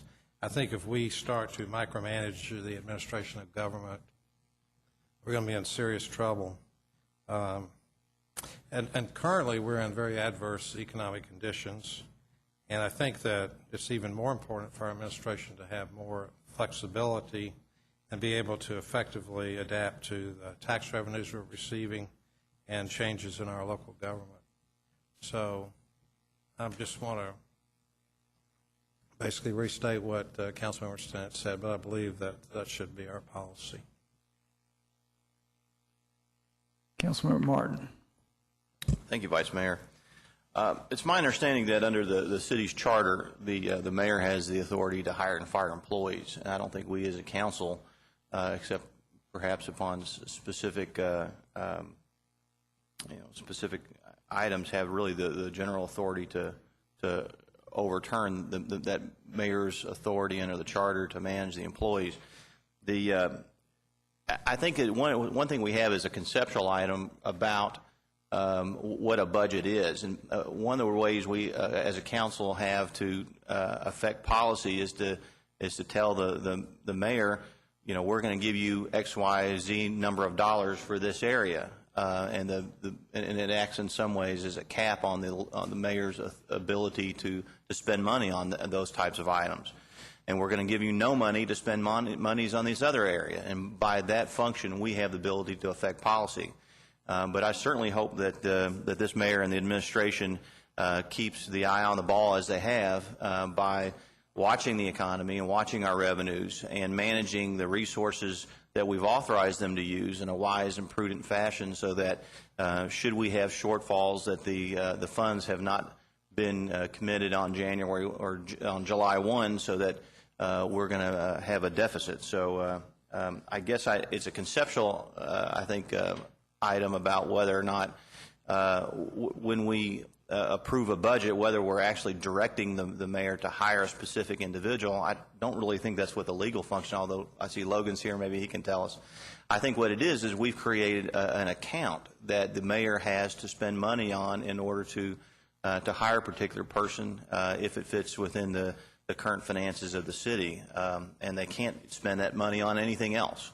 So beyond that, Logan, you want to educate us on this? Because I'm point of order. I don't mean to. I'm sorry. This we still have a motion on the table regarding the code enforcement nuisance control officers, and I think we've gotten a little sidetracked. I think this discussion is very important, but we have a motion and we're not discussing the motion on the table. So I don't know if this discussion is more appropriate for. Well, I think everybody's acknowledged the value of the conversation and that probably want to engage it. Is that correct? But as of the chair, then if it's okay acceptable to council, the chair will rule on the point of order, and so we can proceed. Is that all right? On the motion? On the motion. So. No, I'm ruling on the point of order, right? But you had asked for Logan to come up. Councilmember Martin, is it okay if we set aside this conversation? I think Mr. Askew's advice is the legal effect of the motion that we're actually that's on the table. And so I think the question came back to when we approve this, are we directing the mayor to hire this person, or are we? Chair recognizes. Yeah. Well, wait a minute. Point of order. That's not the motion that's on the table. Well, the motion that's on the table is specifically to fund two officers, right? Right. And my question was what Logan can speak to, but Logan doesn't need to speak to whether or not we vote these two positions up and down. That's not what the motion is. The motion is just that we're going to accept these two positions or not. And we don't need a legal opinion on that. And we haven't had one on any other positions that we put into the budget. All right. I guess I think that Mr. Myers has asked, sort of put the question into play. I'd like to sort of know the answer to it. But I think the question that I put into play doesn't have an effect on whether or not we pass this motion, and the point of order was called to get back to the motion at hand. And my question is a separate question from the motion. I think the question is germane to whether or not we are, in fact, requiring the mayor to hire these two individuals, or whether this is a recommendation in the budget to provide funds for that purpose. But that's still not germane to whether or not we pass this motion. Well, all right. Chair, this has been the call for the question by Councilmember Gordon. There's a second. So procedurally, That governs, right? All right, I just want to make sure. All in favor of the motion to call the question? All in favor to call the question, please say aye. Aye. All opposed, no. Okay, so we can call the question. All in favor of the motion? All opposed? Motion carries. All right, but just for a footnote to this conversation, we all acknowledge, pardon? Go back to that. You want to go back? I'd still like to hear, I think it's a good question. I think we as a Okay. council would like to All right, let's understand do that. the function of the budget that we're passing. and- Right, we may not resolve, clearly, we may not resolve it all today. And Logan, you might bear in mind our time constraints. We're recognizing the significance of the question from every side today. Well, I recognize the time constraints, and I will be brief. Yeah. My understanding is consistent with what Councilmember Martin indicated in terms of the council passing an ordinance indicating authorized strength in positions. I believe that's the way the ordinance reads. But you've raised a number of interesting issues, and I have been watching this conversation or a portion of this conversation, and I think it might be helpful for the council and for the mayor to have an opinion that kind of outlines the issues that have been raised. And let me get that back to you. Is that acceptable? Yep. Could I ask a question of Logan? Sure, Councilmember Myers. Logan, when you look at that opinion, can you separate two issues? And one, whether or not the budget authorizes and directs, because that's not really what I'm saying. After we pass the budget, each of these positions will be blue sheeted. And, well, I guess look at the question of whether or not the budget authorizes and directs. And look at the question of whether or not when the council authorizes and directs a resolution or an ordinance, does that direct? Yeah. Well, actually, you're talking about, I can get into this a little bit more with the memo, but the part about authorized strength is in a different portion of your ordinance than the budget itself. And I believe it's chapter 21 and chapter 22 of the Code of Ordinances is where the personnel portion of it is. I want to also remind you in this whole discussion, remember that we operate under a civil service system also. So with our non-sworn folks, the hiring process is governed by that, as well as Councilmember Martin mentioned the firing process. Well, in other cities, the mayor does have that authority. However, under our civil service system, it doesn't quite work that way. As you all know, there are recommendations. Those can be appealed to a civil service commission, and ultimately the civil service commission can make a decision, or it could go to a court proceeding. So it gets a little more complicated than what you might see in another city or in a private business. But I understand you've got those questions, and if there are any others related to this issue, if you'll let me know what those are, I'll try to get something together and get it right back to you. When is the next, in that vein, when is the next CAL meeting? June the 9th. We'll have something before then. Is that acceptable? Yes, sir. Okay. Councilmember Lawless, did you have a question on this issue? I have a comment on it. Okay. I think this illustrates that we certainly need to look at KRS 16 and our charter and ordinances, and I would hope that we can go on and move through this lengthy budget and save these discussions for another time. Thank you. Thank you. All right. Councilmember Feigl just came up. I don't know if she has a comment. Councilmember Feigl. Just so that this doesn't get lost, I just would like to suggest that, or make a motion that we put this item into committee for the continuation of this discussion. Second. Okay. Motion and second. I think Budget and Finance. I'm not sure whether it would be Budget and Finance or intergovernmental. Okay. Intergovernmental committee for consideration. Okay, we've got Budget and Finance and Intergov. Any other, is there a motion for did you make the motion? Motion and a second to put it in Budget and Finance. Is there discussion? Okay, all in favor of the motion to place this in Budget and Finance, please say aye. Aye. All opposed, no. Okay, the motion carries. Budget and Finance. All right, where were we? Do we need to vote on? Vice Mayor, Councilman Crowder, excuse me just one second. Go ahead. Based on what Councilmember Lawless just said and the action that you all just took, does that mean that you want whatever opinion we have to go to Councilmember Stinnett for Budget and Finance as opposed to trying to deal with it next week? And Cal? Budget Right. and Finance. Okay, great, thank you. Thank you.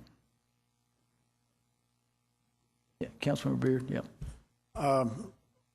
Watching the clock and know that several people have other engagements, some of them starting as early as 11 o'clock.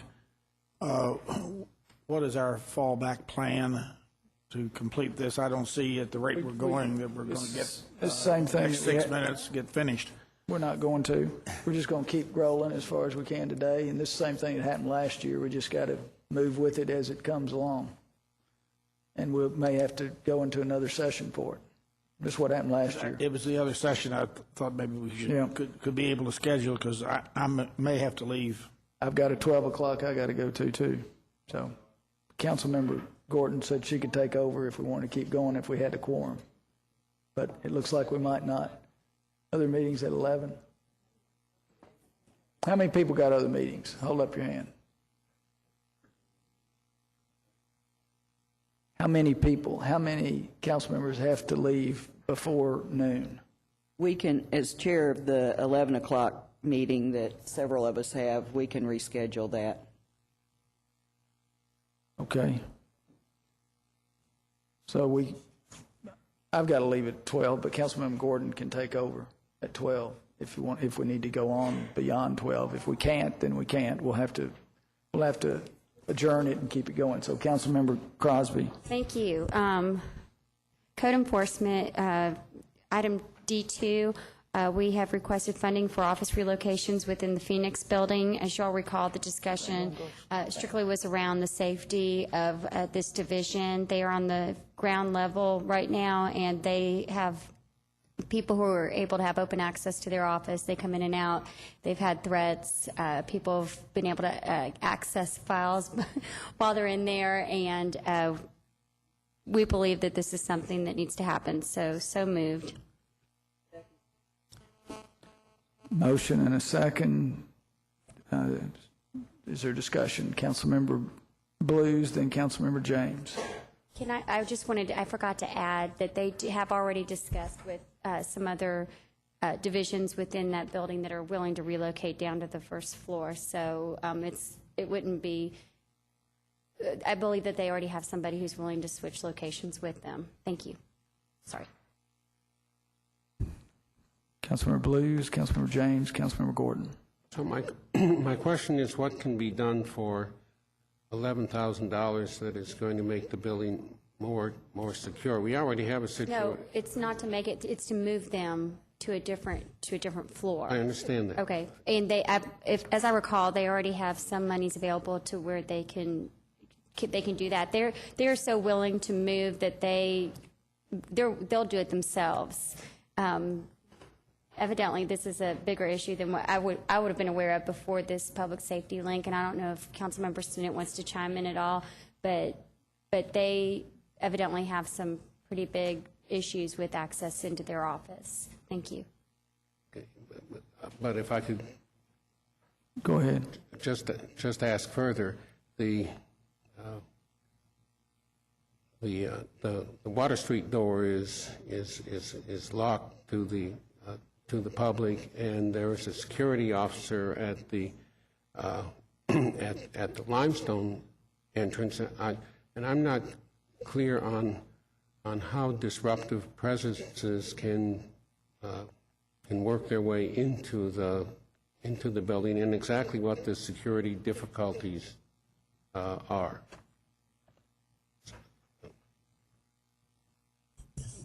I think some of the security issues are the way that the floors might be laid out, and that once people have access to their office, they're still going to probably be accessed through the security guard that's down there. I don't think that's the entire issue, but it also, I think, one, they're very easy to get to on the first floor. They deal with very sensitive situations. People are not real happy with them in a lot of situations, so they're able to get in easy, and they'll still have that access through the security officer, but I think also the way the office is physically laid out and with the number of people that they actually have in the office, people have access to things the way the office is set up to where they would prefer to be in a different location because of security issues and also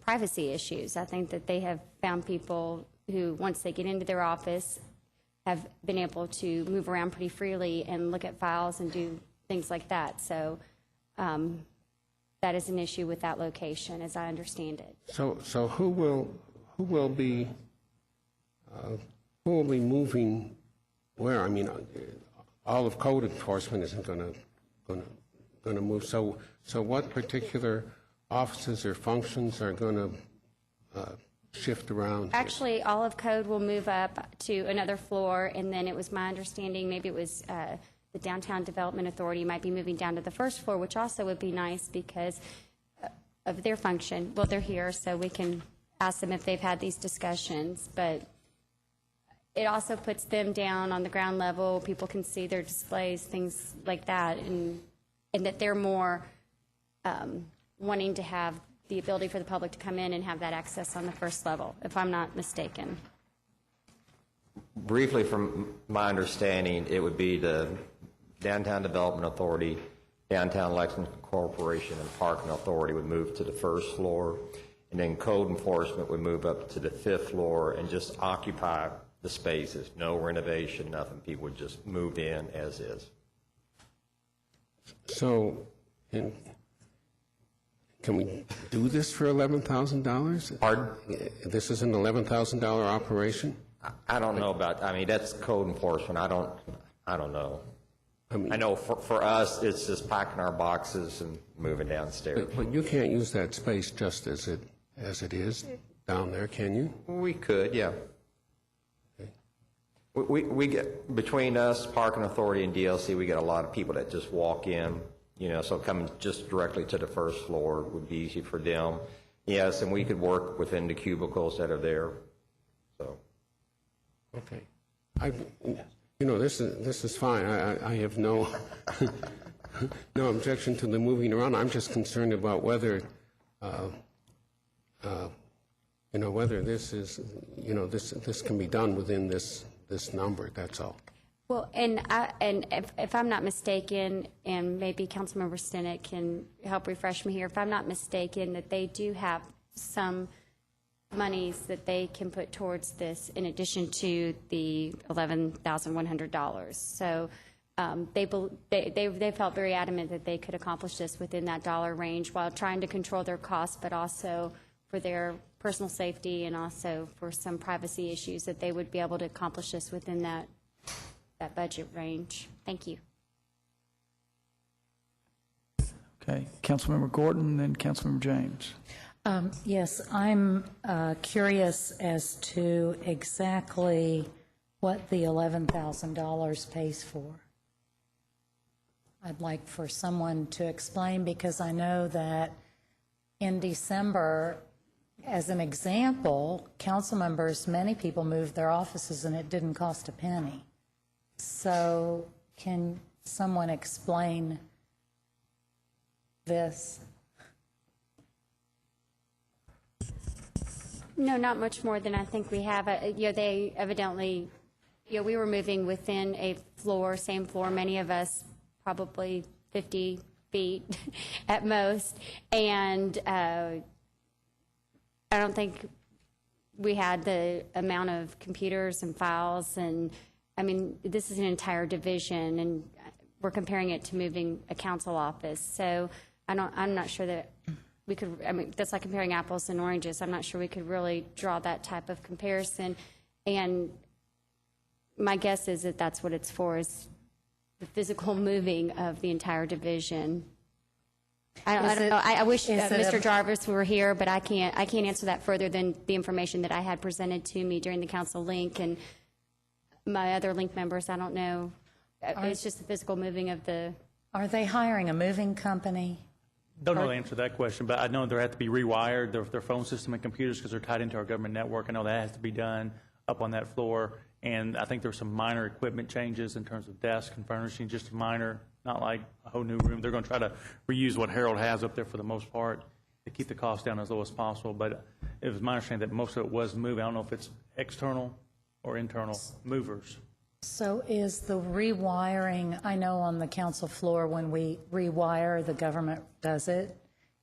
Are they using outside people to rewire, or who? If, Bill, you're just so good and consistent today. Commissioner Bennett had to go to a pre-scheduled meeting related to negotiations, so he's unavailable now. Okay. And I Well- don't know, if probably someone at Code Enforcement isn't watching TV right now, so we would have to get back with you. Probably out and about. Well, The account number that's been assigned is repairs and maintenance, not outside services, but I don't know how much we can glean from and assume from that. well, one more question, Councilmember Crosby. I think I heard you say they have some funds within their budget already. Yeah. $800. Okay. Well, without any further information, I'd like to go ahead and move to, I'm tempted to move to lower this number, but since we don't have information, I'd like to move to go ahead and table this issue till we get better information. I was going to suggest that maybe we not vote on it, and maybe we try and get a hold of David, move on to finance, budgeting, social service, and outside services, and then maybe in between we can get a hold of Mr. Jarvis, and that way we can go back to it and figure out exactly what it's for, if you guys are okay with that. Second, on Councilmember Gorton's motion. It's not. Okay, there's a motion and a second to table this item, which is non-debatable. So all in favor of a table, please say aye. All opposed, no. Motion carries. Okay. Vice Mayor, quickly, I'm going to go ahead and handle this now because it appears that we're going to have to go into another session. But under general list of recommendations from Links, public safety had made several. One we already talked about was with fire, keeping up with the hiring of the employees and some other things. But we had requested that we get a presentation regarding the EOC because, as we talked about, there's a little radio issue of $10 million that we did not make a recommendation on based on the fact that we had asked the administration to give us this presentation. We asked for it during the budget cycle because obviously we need to know where that stands before we can make a $10 million recommendation on radios. They all kind of interconnect. We've not heard anything about that presentation, but that was a recommendation from our link, and that's not in here. And I'm a little nervous that as we're going through this process that this is going to get dropped if we don't make a formal recommendation, as we already have once during our link report out. So I would like to just bring that to everybody's attention. And then also a recommendation or a comment from the link is just remember that right now, I think the first deadline for the COPS program was yesterday, May 31st, and then we'll have a second one coming up, and we were hoping that we might receive some police officers through that program. Obviously, we don't know that yet, but if we don't, our recommendation is going to be that we have to have discussions on hiring some police officers. So I would like to also see that get added from our link. Thank you. Thank you, Councilmember Crosby. Our next broad area is finance, budgeting, social services, and outside agencies. And that is, who's the chair of that? Councilmember Henson. Thank you, Vice Mayor. The first item under Social Services, Division of Adult and Tenant Services, was to create a new position of Social Service Coordinator for the Black and Williams Center and reassign the interim Recreation Supervisor. And what's happening over there is the Recreation Supervisor has taken on additional responsibilities. So this would be recategorizing, I guess, his position and increasing his salary by $18,172. All right. You putting that in the form of a motion? Councilmember Henson, okay. There's a motion. Is there a second? There's a motion and a second. Is there any discussion on this item? If not, Tom Blues. Mr. Tom Blues, I'm sorry. As I understand it, Peggy, Councilmember Henson, we have presently on loan from, I think, from Adult Services, social worker who acts as the supervisor at Black and Williams. Is that not right? That's correct. And it's a sort of stopgap situations, and we've got several nonprofit agencies in the building, and so our person, Kevin Edmonds, has been doing a really excellent job of keeping track of things, of coordinating activities, of untying knots, and keeping the building secure and so forth. That's so, correct. Can you tell me, please, how this will affect Mr. Edmonds? Will he then go back to his other position, or will he continue on in this new role, or what? It's my understanding that this would be like he would now be getting paid for the additional work that he's been doing. So he will remain at the Black and Williams Center. But he has taken on additional duties there, so. Yes, it's not that when he moved to the Black and Williams Center, he didn't give up his other duties. He's sort of been doing a couple of jobs here. Right. Okay. And he just goes above and beyond, in all honesty. Mm-hmm.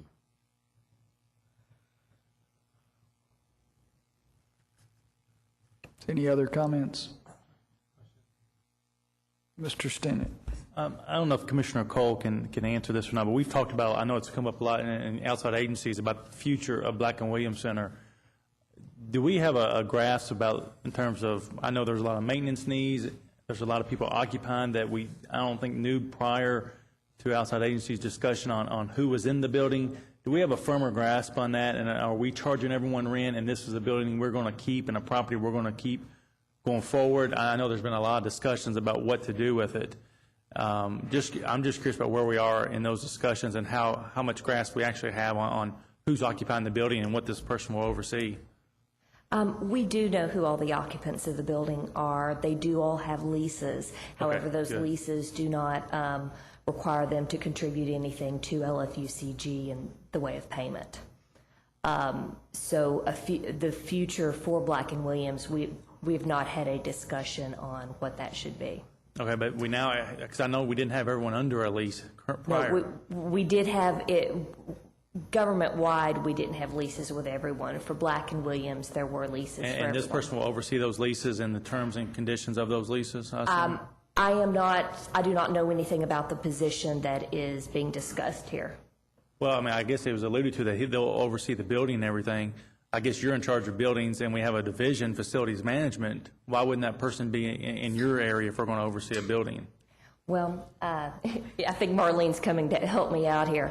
I'm not sure if they're overseeing the building as much as they're overseeing the agencies. We've had lots of discussion as whether it's a building security type person or a building maintenance type person or someone who has more of a social work background that is more appropriate for the types of day-to-day items that come up. Okay. You'll remember Management Partners actually made that recommendation that Black & Williams be transferred to General Services, and it was the determination that it should remain with Social Services. And so Kevin Edmonds, or I shouldn't really use the name, but the individual that is there is currently a client assessment counselor. And 2 years ago, when the position became vacant, we made the determination that rather than employing, just because the position was vacant, we thought, do we really need to employ a person to sit in the building? The previous person's title was recreation supervisor.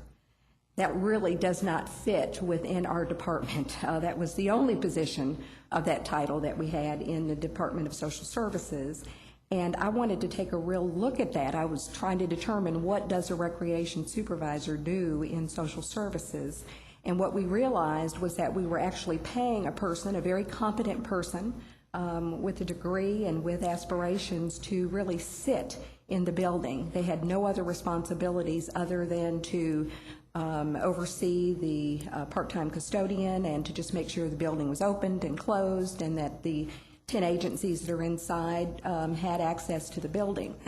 We made the determination that let's try by placing another individual with the same keeping their same responsibilities. We just simply asked an individual to conduct their normal job responsibilities from that site, thereby giving LFUCG an employee to be in the building if needed. That person has now done that for 2 years. Management Partners again came back and said that because of the nature of that particular building, this individual's time is being used a lot more than we suspect for operation of the programs within that building. Therefore, he was not able to do as much of the job responsibilities related to his title. So it's our determination that if we if we identify this position, we will advertise it, we will go through the process, we will have someone there who, in our opinion, will have it written into their job description that they are to supervise and oversee this building. They will also have the other responsibilities that are listed as part of this particular job description. I know that's a very lengthy answer to what probably seemed like a pretty short issue, but So they will have the maintenance responsibility and calling in maintenance requests? they'll have oversight of the building, yes. Okay, and that person, of course, it will report directly to you, and then any maintenance requests will then be shifted to Commissioner Cole? Is that how it's going to work? That person will actually report to Cheryl Talbert because this position will fall under Adult and Tenant Services, which is where Black & Williams falls. We are currently, as part of the budget process, we made the determination to cut the amount in the budget in that particular division for custodial. We have in another division some custodial, in-house custodial staff, and we are making plans now for some of those individuals to go over on a weekly basis to Black & Williams and to provide some maintenance service on the common areas. And we will be asking each of the tenants to kind of maintain their own areas since we are not charging them for utilities or rent or any other services. Yeah, okay. Then you hit the concern as the custodial staff because the money's not there, but you're going to use in-house, so we're saving some money there. That's correct. We're actually saving, we actually pulled $10,000 out of the budget for the custodial, so if this position is approved, the bottom line is really just about $8,000. That would be the difference. Very good. Thank you. You're welcome.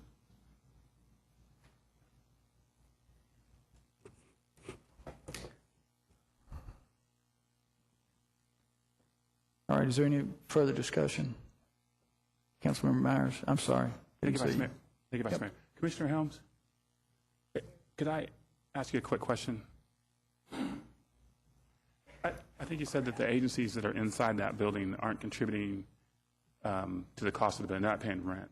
Are they paying anything to be in there, whether it be rent, utilities, maintenance? No, I think we have an insurance policy, but we do also require them to carry an insurance policy for the activities that they conduct and for the people that they have in the building. But at the present time, we are not requiring them to compensate LFUCG for in any monetary amount. Okay, so they're getting everything free being there. They're getting everything at no cost. At That no is cost. correct. Okay. So my question is, have we thought about asking them to share that $8,000 net increase in expenses with this pay increase for this person? Yes, we've thought about it, and I think Commissioner Cole was alluding to that fact earlier. Our concern is that we have so many of these facilities and so many of these leases that we really need to take a comprehensive enterprise look at this rather than singling out one facility and asking them to do something that perhaps we are not doing in some of the other facilities, so that and I think this is a conversation that we must have sooner rather than later. Okay, I'd like to have that conversation maybe in outside agencies and see how we can come up with something comprehensive. Let's see Commissioner shaking her head back there. Okay, we can work on that. Thank you. You're welcome. Okay, we can vote on this now. All in favor, please say aye. All opposed, no. Motion carries. Councilmember Crosby, can you hold just a second, Councilmember Henson? Thank you. I'd like to make a motion that we reconsider D2 in light of the fact that we have to take it off the table.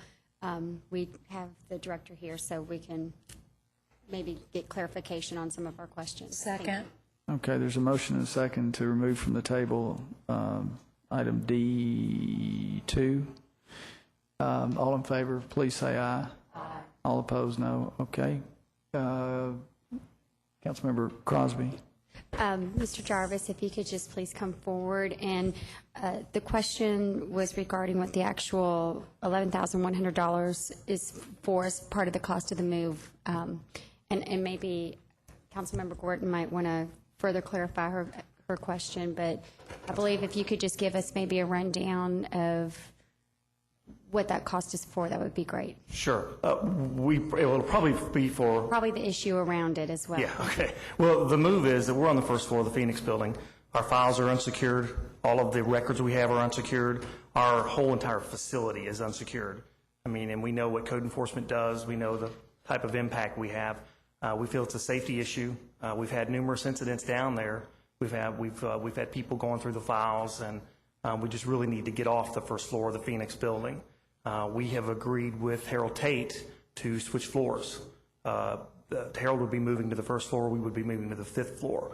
The $11,100 would be for furniture, that sort of thing, because we're going to try to take most of the furniture out of surplus. The furniture we have now actually has to stay on the first floor of the Phoenix building because it was designed for that first floor. It can't be moved.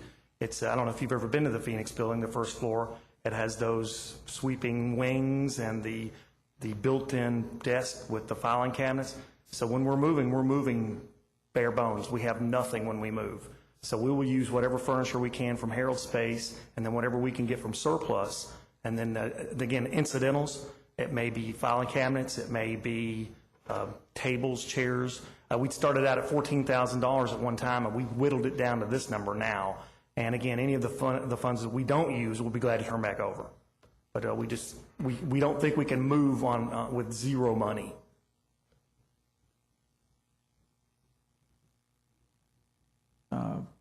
I have Blues and, you've already spoken or not? No, I have Gordon first, sorry. Then Blues, then Myers. Did you have your hand up, Mr. Martin? I was just going to move to approve this. Oh, okay, there's a motion and a second. Let's do that. Now discussion, Councilmember Gordon. Thank you. Can you illuminate a little more for me, first of all, the security problem and how it is that people go through the files there? Sure. Who's doing this? Once you're on the first floor of the Phoenix, there are no measures to keep you out of our office space. You literally can walk freely through code enforcement. The filing cabinets are out in the hallways. The way that the first floor was never designed for us to be there. We were always thought to be on the first floor of the Phoenix. We were moved there, I think, just as back when it was built. Just, I don't know if it was budgetary, I don't know what it was, but we were put there. None of our files are secure. None of our records are secure. None of the inspectors are secure.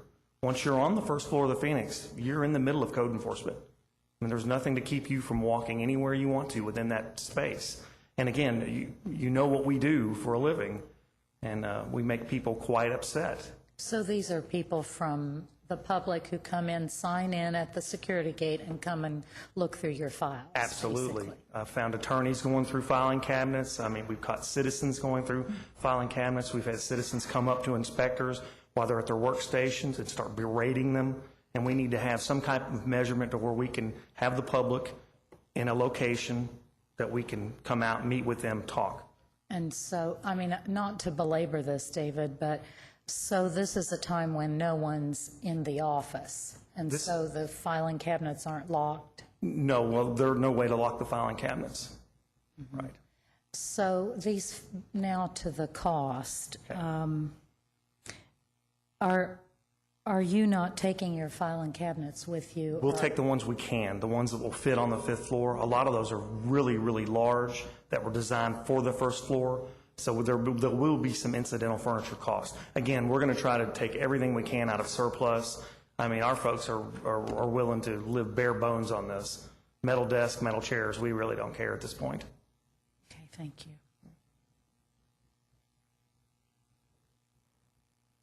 Mr. Blues and then Mr. Myers. I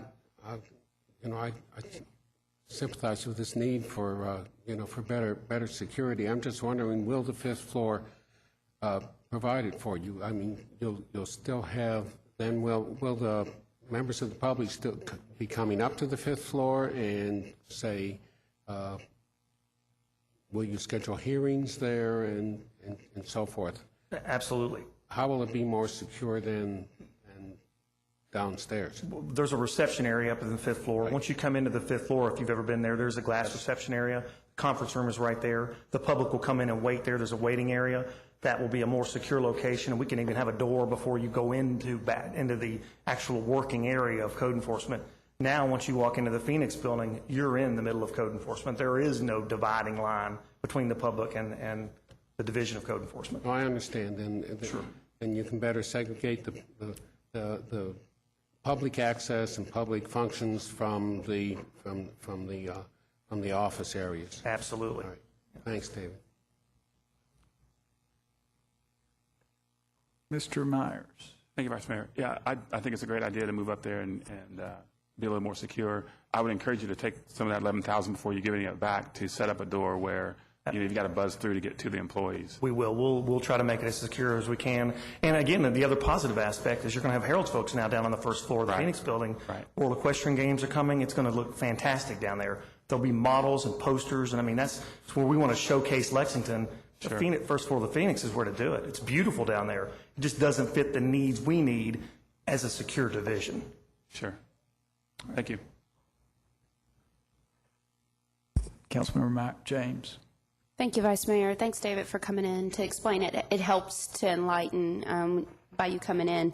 I did want to talk about the security a little bit. If you do have an irate client in, or something gets irate, what will be your security and safety measure at that point? So when you're on the first floor, you've got security there, you've got your eyes on the situation, everyone can kind of hear what's going on. When you're on the fifth floor, you won't necessarily have that direct connection to security. So what's your plan of action up there? Panic buttons, like we utilize now, we'd have panic buttons, and they would be in a more segregated location. You would have them in a waiting area. You wouldn't have them in the middle of the entire Division of Code Enforcement. Vice Mayor, I don't think we should be discussing security on TV. I don't think that's a good idea. I guess the question was, do you have a plan? Yes, we do. Okay. I didn't want you to be off in some area without some type of security plan. Yes. Because someone could actually take a little corner or nook and think that they could, do something not so great. Okay. Thank you. Is there any other comments, any more discussion? Okay, we can take a vote then. All in favor, please say aye. Aye. All opposed, no. Motion carries. Okay, we can continue now. Councilmember Henson? Thank you, Vice Mayor. Under Social Service Division of Youth Services, we were requested to fund an administrative officer position for the day treatment center of $81,000, and this would include benefits. And what has happened at the day treatment, originally there were 3 administrative type positions there. 2 individuals have since retired. The one position was trying to do everything, and they just felt that it was becoming more and more difficult for that person. So we recommended adding one position back in. I'll make a motion. There's a motion. Is there a second? There's a motion and a second. Discussion? Mr. Blues. Councilmember Henson, is this the position that is currently in Social Services Administration, but it's not is vacant at this time? No, it's my understanding that one of the 2 positions was not funded in the 09 budget because it wasn't filled. And then in January, when there was a hiring freeze placed, they lost the other position.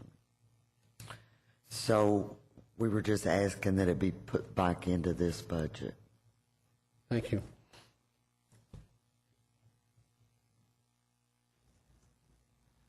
Is there any further discussion?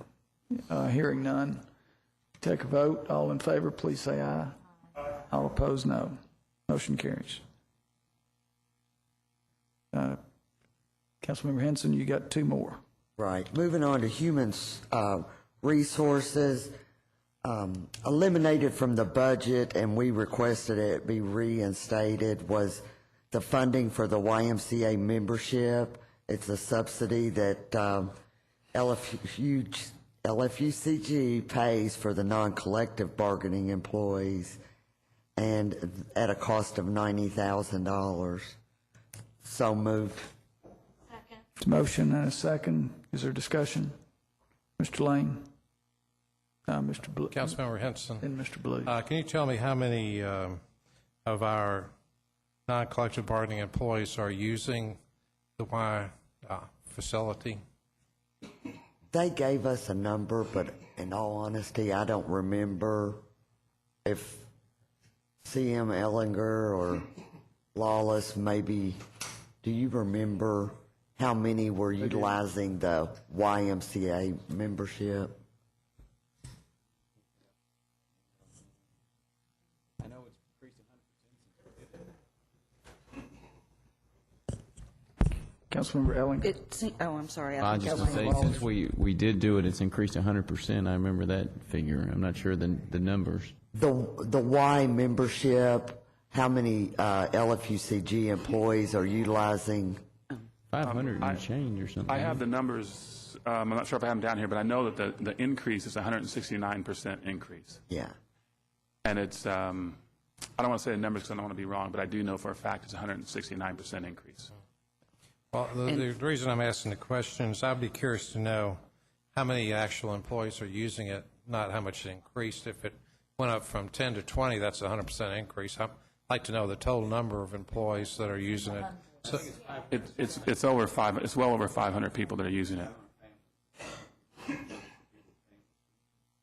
In addition, we were given information that Humana had, the pharmaceutical part, had also and you can't exactly cause and effect, but since this program was implemented and the number had gone up, there had been a dramatic decrease in the number of medications that are connected with, not having exercise, like cholesterol, diabetes, high blood pressure, etc. You're pretty sure it's over 500 per year? I know for a fact it's over 500 a year. Okay. Well, that sounds good. I mean, that makes the cost reasonable on a per employee membership. So I will vote to support that. Councilmember Feigl. Thank you, Vice Mayor. I just wondered if this is a blanket membership for all employees, or is this on a request basis? Can they just request it? Yeah, it's not like LFUCG has a membership and all you have to do is show your employee badge. You have to. So it's on an individual basis, and Right. they have to request that. Yes, and there's also a cost for the employee and their family too. It's not 100% stipend. It's a subsidy. I mean, there's just a reduced rate for a city employee to become a member of the YMCA. Okay, all right, thank you. Any other questions? Okay, ready for a vote? All in favor, please say aye. All opposed, no. Councilmember Henson, the last one on your list. We also requested that the funding for the optional flu immunization be reinstated. And I think both of these items are health-related, and since LFUCG has health self-insurance or whatever, we felt like in the long run that both of these two items would probably save money by prevention alone. So I move to approve the flu immunization. There's a motion and a second. Is there discussion? Mr. Martin.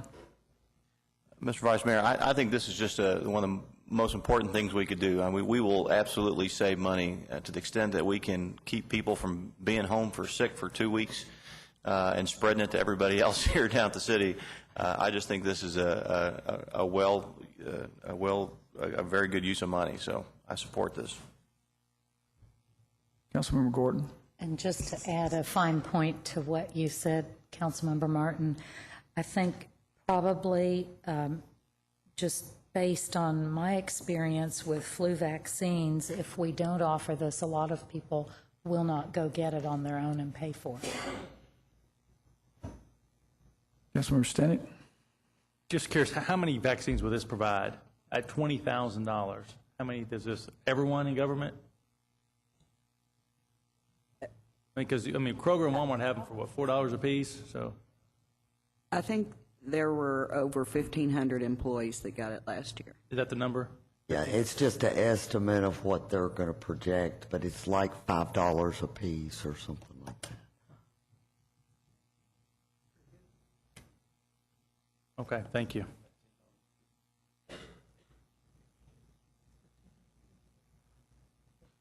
All right, is there any further discussion? All in favor, please say aye.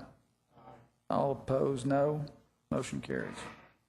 Just as a point of clarification, I don't know if y'all are like me, but I'm going through some of these thinking, we're passing on some of it or we're endorsing some of it, but we may have to still look at it again. I'm just saying that for the record because I still don't know whether or not we're going to get at the end of the day after we hear April numbers and where we're going to have a reality check on things and we need to look at things again. So just making that observation myself. Thank you, Councilmember Henson. The next is Finance, Budgeting, Social Services, and Partner Agencies. Is that right? General Government. Whoa. That was a summary. Sorry, we just got through that. I was reading the wrong line. General Government. Mr. Councilmember Professor Blues. Thank you, Vice Mayor. As you say, I think we will have to revisit several of these lines. Perhaps. As we go through. Under 3A, the Commonwealth Attorney, our link has recommended the addition of $6,000 for for work-study positions within the office. This is a good experiential and recruiting tool, and so I move adoption.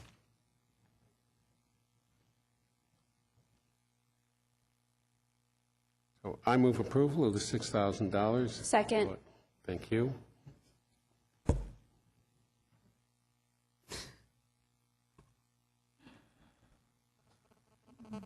There's a motion and a second. Is there a second? Okay, we got a second. Is there discussion? Mr. Stenney? Just a question, the 6,000 extra, is that one extra intern? 2, 3, 4? I think it's 1 or 2, but I'm not absolutely certain of that. And do they have any track record? I know that this was asked this morning in the outside agency meeting by them interning. Have we hired any attorneys through this program since it's been incepted? Have we retained anybody? I don't know the answer to that either.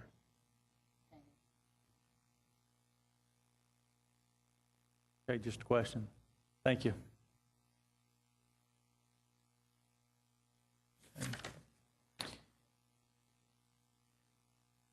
Any, Councilmember Henson? Councilmember Blues, do the interns provide a service that is actually cost-saving to the Commonwealth Attorney's Office? They actually, perform services, within the office. They work. These are students, and so they get some kind of on-the-job experience and training in the kind of work that Mr. Larson's office does. So are they filling positions that normally would not be filled? No, they're not. Okay. And are they generating maybe some revenue? Well, I don't know whether they are, but I kind of doubt it.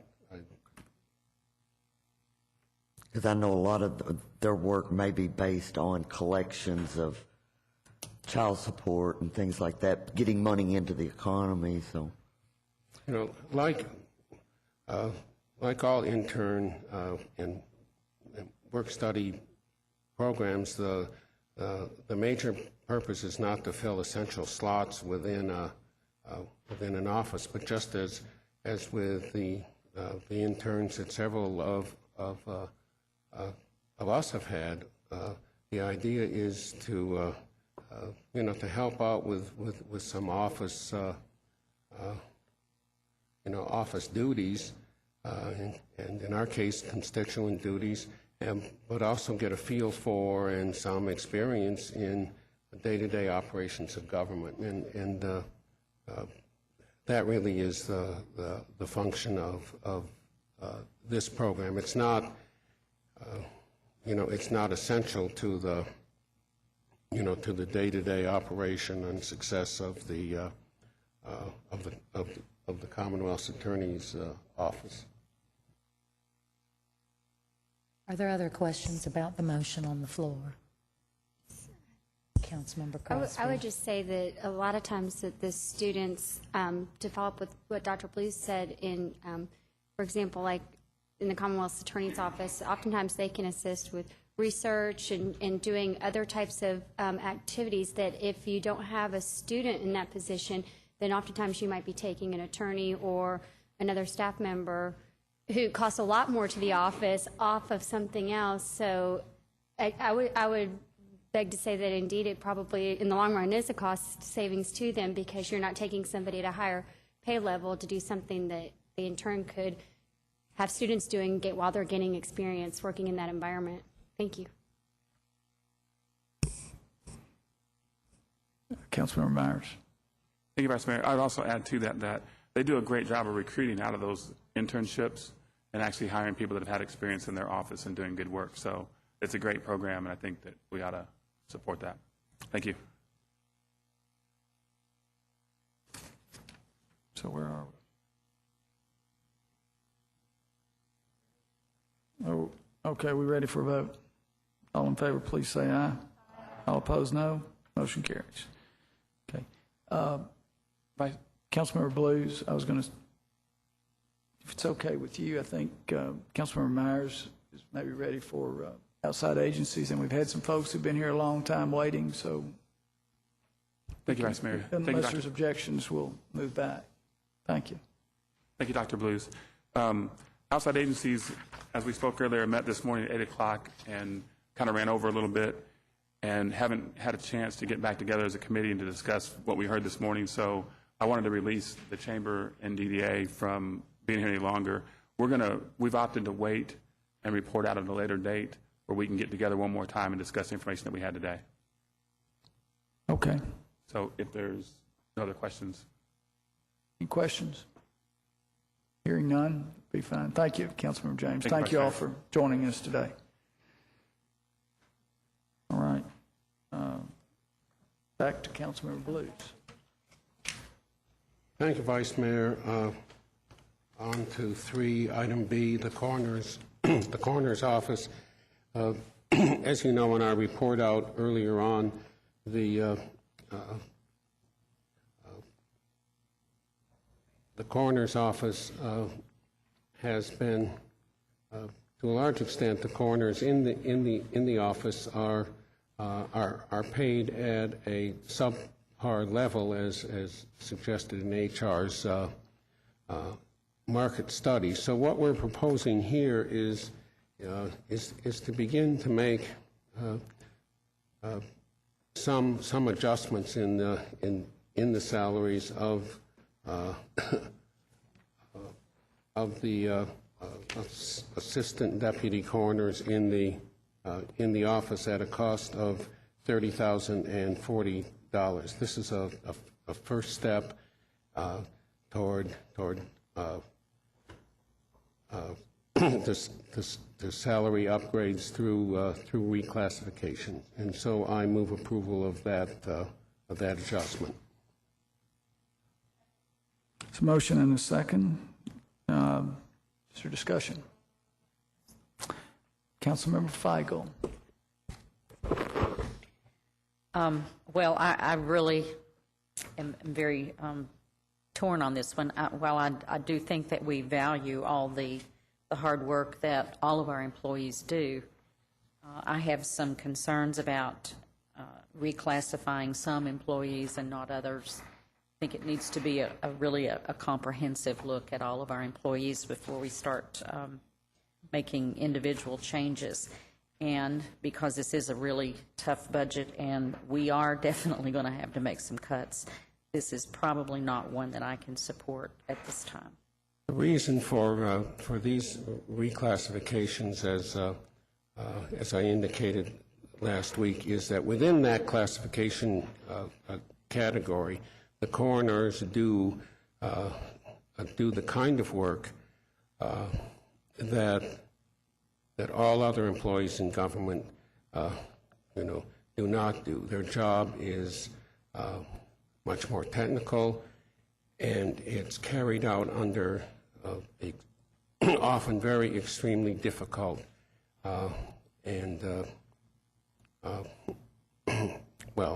difficult, let me leave it at that, conditions. So that's the rationale for the proposal to reclassify. Mr. Stinnett. Thank you, Vice Mayor. I don't debate the rationale.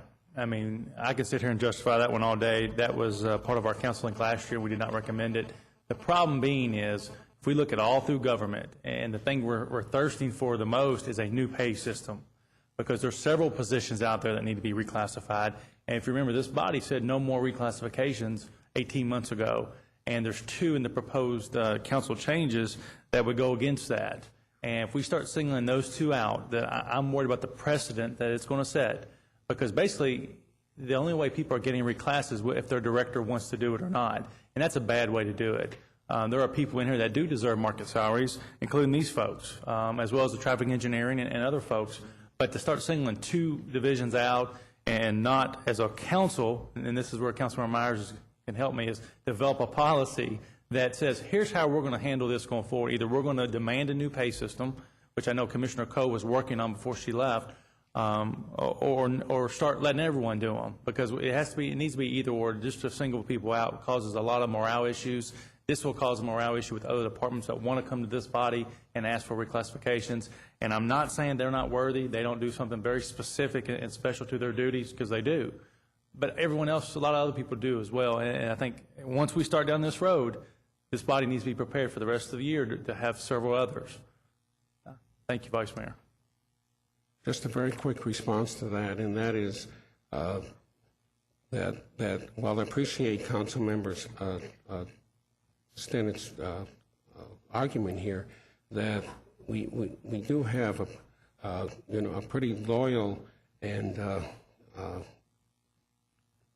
experienced staff within the coroner's office, and part of our reason here for recommending this reclassification and almost token salary upgrade is to show our good faith and to keep those highly skilled and experienced employees. Vice Mayor, if I could also respond as a member of that link. I agree 100% with Councilman Stennett, what he's saying. We need to come up with a policy to deal with this. The only thing I would add to this, and I could argue both sides of this, just like you said. The only thing I would add to this is that the reason that they're here is not so much that the employees came and asked for a reclass, but the director had an opportunity to pay some folks that he brought in at a higher pay scale, which is what HR recommended to him at the time that he brought those people in. It would have caused inversion. He thought he was doing the right thing by paying them less money than what HR recommended to start. The problem with that now is that if he had gone ahead and taken HR's recommendation, HR would have then come back and fixed the inversion. Since he tried to do the right thing and not hire them in at an inverted rate, now they can't fix the problem unless they come to us for a reclass. So, I'm not necessarily arguing one way or the other. I see both sides of the argument, but I just want to make it clear that that's how they arrived here today, not just because the employees or the director wanted the reclass, but HR actually recommended that they get paid more when he brought those other folks in. And so I just want to add that to the conversation. Mr. Lane. Reckon. Just briefly, though, we have an employee on our own floor that should be reclassed. It's based on the director's request to have them reclassed and redo the PAQ. Some directors are being told not to or reluctant to do so, and some aren't. And therefore, our policy is so inconsistent. That's my point. I can justify them as well. But again, until we get a consistent policy, start letting people do it one by one, we're going to have a snowball effect. I agree with you. I'm just saying that HR recommended that they pay them more to start, and they didn't do it, and that's why they're here. It wasn't just because the director wanted this done. But I understand what you're saying, but that's not what happened here. Mr. Lane, then Councilmember James. I'd just like to throw a couple thoughts out here. Our budget is tight as a tick, and I think it's a bad precedent to start reclassing. It's unfortunate. I'm sure these employees are justified, but there are many other employees that are justified too, so I think we do need to hold the line. Thank you, Vice Mayor, thank you. Councilmember James. Just to add into this discussion, because within our link there is also there was a market study done by our own Human Resource Department, which I think is critical that these recommendations are coming from our own internal sources. But our budget is not just what we see today. It's based on cost savings later down the road as well. And so I don't know specifically for this recommendation, but we've got to keep in mind that if we allow for reallocation of a job grade at this point, how does that help us? And that's the discussions that we went through in our link. And that as I'm thinking about all of the reallocations that happen, we need to be looking at how does it help in the long run. We could think don't reallocate or don't reclassify, and yeah, on the front end it looks like we're saving money, but if you don't get positions filled that allow for services to be performed and provided by our employees that then in turn allow us cost savings, then you're missing the full picture. It's not just the upfront cost, it's the overlasting cost of and the value of that position and that employee. So I will support the reclassification in this, and I hope that later you will consider supporting and our link recommendation of the reclass as well. Thank you. Any other council members want to speak to this issue, this question? I have a question. Is the coroner's office reviewed by the mayor and the administration? Or is it coming straight to us just through them, through the coroner's office? I mean, does it come straight to us? I believe it's the latter, yes. Okay. Okay. I'm just going to explain my vote. I'm going to vote. I'm going to vote against it, but I'd like to hear more because I don't understand it adequately right now. Okay. Are we ready for a vote? All in favor, please say aye. All opposed, no. No. Okay. Show of hands. All in favor, raise your hand. 3, 4. Okay, 4. All opposed, raise your hand. Okay. The motion does not carry. Okay. Councilmember Blues, you're still on, even though you're... Thank you, Vice Mayor. The council office, item C1. The first item here, I think is obligatory to restore the funding for a council aid. So moved. It's a motion. There's a second. Is there discussion? I believe this is. Question is. Councilmember Martin's aid. Councilmember Gordon. Can you remind me why this did not get put in the budget? In the past, they've put, no?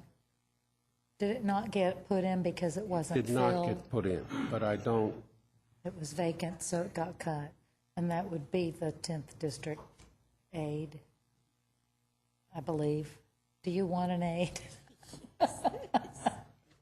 I'm sorry, that's a halfway serious question. I didn't realize this was for my aid. I absolutely would support having this money put back in the budget, considering she's starting week after next.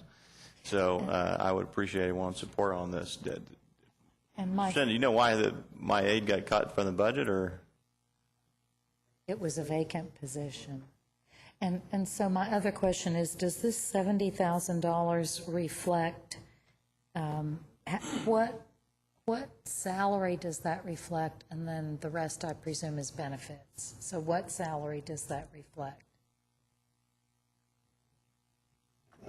This is a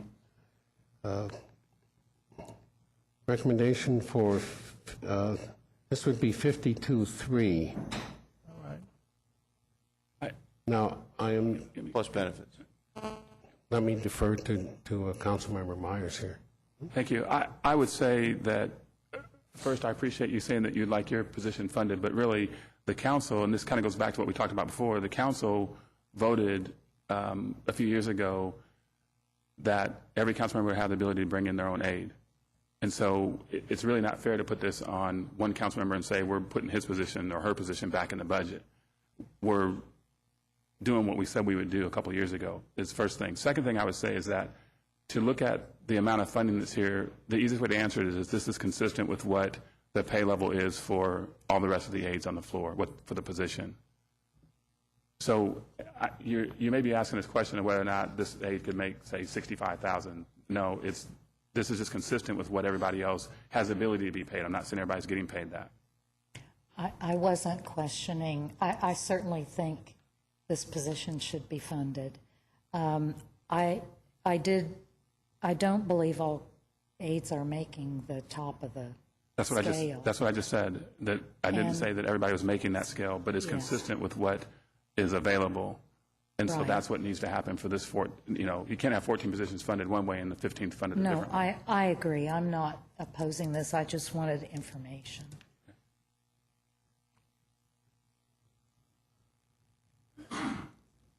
You still need to speak, Councilmember Myers, in addition or not? No, sir, I'm done. All right, Councilmember Stannard? I just want to point out that Councilmember Myers is right. It's not for Doug Martin's aide. His office had half an aide, and we had another council office that had half an aide, and so there was a full position open. Now, both those halves are gone, so they left the whole position open, but it really applies to all of us because there's been a new hire since then, too. So. And Councilmember Gordon, if you would like the breakdown on what the percent of that's benefits and what is actual salary that we use as our standard cost for the aides, we can provide that to you. Thank you. I would appreciate that. And we'll I get that to you. also would like to see what the pay scale, what the range is for that position. We can find that out as well. Get that to you. Thank you. All right. So we're ready to vote on this? All in favor, please say aye. Aye. All opposed, no. Motion carries. Dr. Blues. And the second item there is our recommendation to restore $25,000 to the Economic Development Task Force that the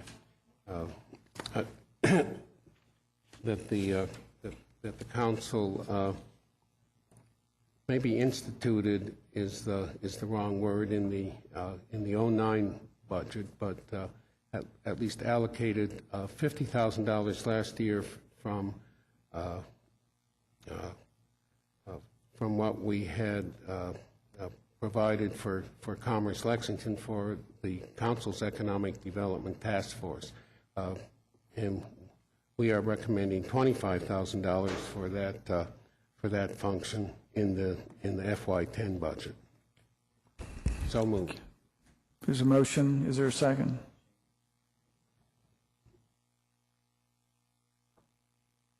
Is there a second? All right. Is there a second to this? Could he repeat the motion? Motion is, go ahead, Councilmember Blues. The motion is to fund the council's Economic Development Task Force at a level of $25,000, half of what we allocated for that purpose in 09. Second. There's a motion and a second. Discussion, Councilmember Gordon. I had just a couple questions. Now, when we loaned the distillery district the money for their TIF application, I'm presuming we won't get that paid back for a number of years. Is that correct to assume that? It is correct. Okay. And then what would be the use of this money? Is there a plan?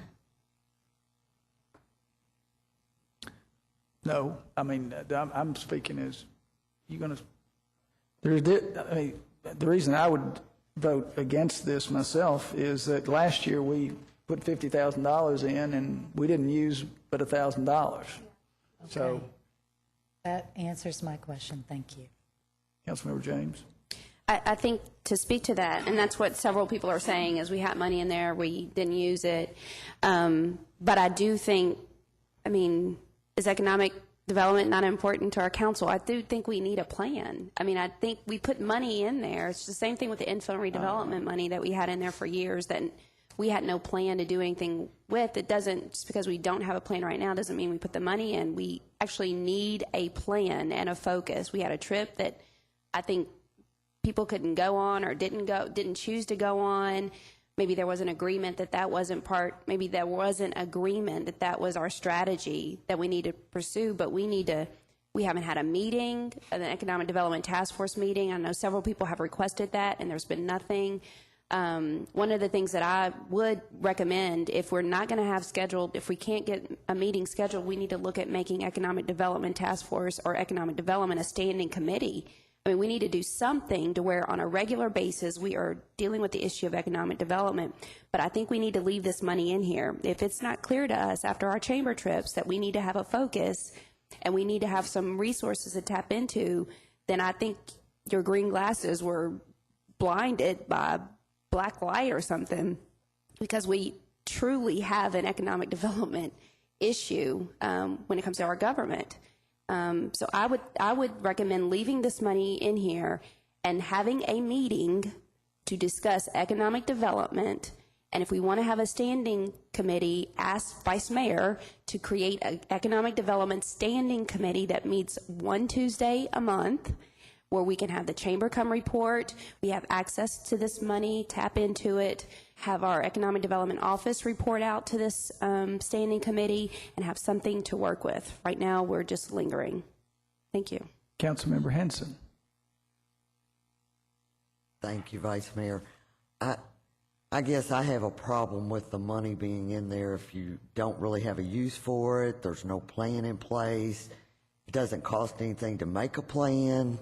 None of the other standing committees have a budget, is my understanding, so I would not support this. Thank you. Councilmember Crosby. No, Crosby was up. Crosby was gone. Now, unless, did you decide to withdraw? Okay, Councilmember Feigl. Thank you, Vice Mayor. I would concur with Councilmember James. I believe this is something that is lacking in our focus as a council, that we need to try and get a very comprehensive look at what we're doing as a city in terms of economic development. It seems to me that it's very, and this is maybe the learning process, but it seems very fragmented to me. And I would really like for us to focus a lot of time and energy on a long-range strategy. And I would love to see our council, in fact, take the lead on that. And so I would support Councilmember James' notion to set up a standing committee. And certainly if we have a standing committee, we need some form of funding just to get some guidance on how to move forward. Councilmember Stinnett. Thank you, Vice Mayor. I'll point out that none of our other standing committees has a budget like that. So, it's kind of ironic we're sitting here today. We sat in outside agencies this morning and we questioned Commerce Lexington about what your plan is before we give you this money. But yet we're going to say, let's put money in something we don't have a plan. It doesn't cost us any money to get an economic development plan. What it costs us is to implement the plan. And the problem we've had and the struggle we've had having these economic development meetings is we gather a lot of information. I think we're at the point now where how do we put that information to use? We heard from a lot of different speakers, from UK to the professor from Louisville who just retired. We've heard a lot of good information, but we have to sit down as a group, say, what is our strategy going forward? Get out of the technical side of it and trying to be hands on the street, trying to do it. Let's get a strategy and go find the experts. I know the Vice Mayor has preached that, and I've been drinking your Kool-Aid, and I understand what you're trying to say, but we have to get the experts in the room. But we have to, as a body, decide what that looks like. What do we want as a council? And I hope every council member will think about that. Is what do you think economic development is, and what do you want to see our city look like in terms of an economic development strategy? I think that's where our gift is as a council, is develop what our strategy looks like, whether it be do it in-house, outsource it, whatever it may be. But we need to, as a group, develop that. I don't think we need the $25,000 to develop that plan going forward. But I do think long-term we will need money in that kitty, but as of right now, I'll vote against it. Mr. Martin. Thank you, Vice Mayor. I support the notion of having a standing economic development committee. I think I brought that up a month or two ago in one of our council sessions.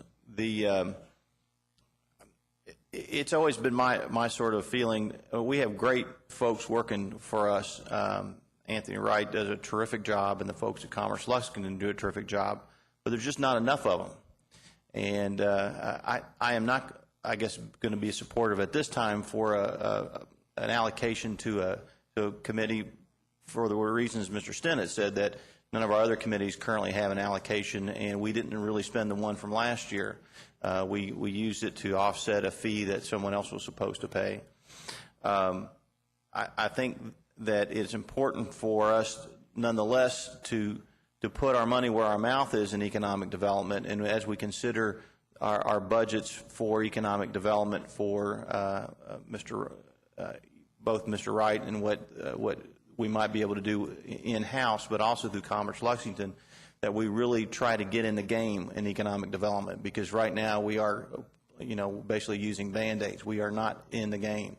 You look at vibrant other towns such as Madison and Austin and other places, and we just aren't even in the game. So I'll leave it at that. Thank you, Vice Mayor. Mr. Blues. Question again, here, it seems to me, in light of this discussion, is in order to get the experts in the room, and I agree with Councilmember Stinnett on this, are we going to get them in for free? If we're going to be serious about our purpose and our obligations as an economic development task force, then it does seem to me that we ought to have some resources available for the kinds of discussions, the kinds of meetings, and possibly the kinds of visits that will help us do this. Economic development is a critical need, and it is a critical gap. We don't have a plan. I think that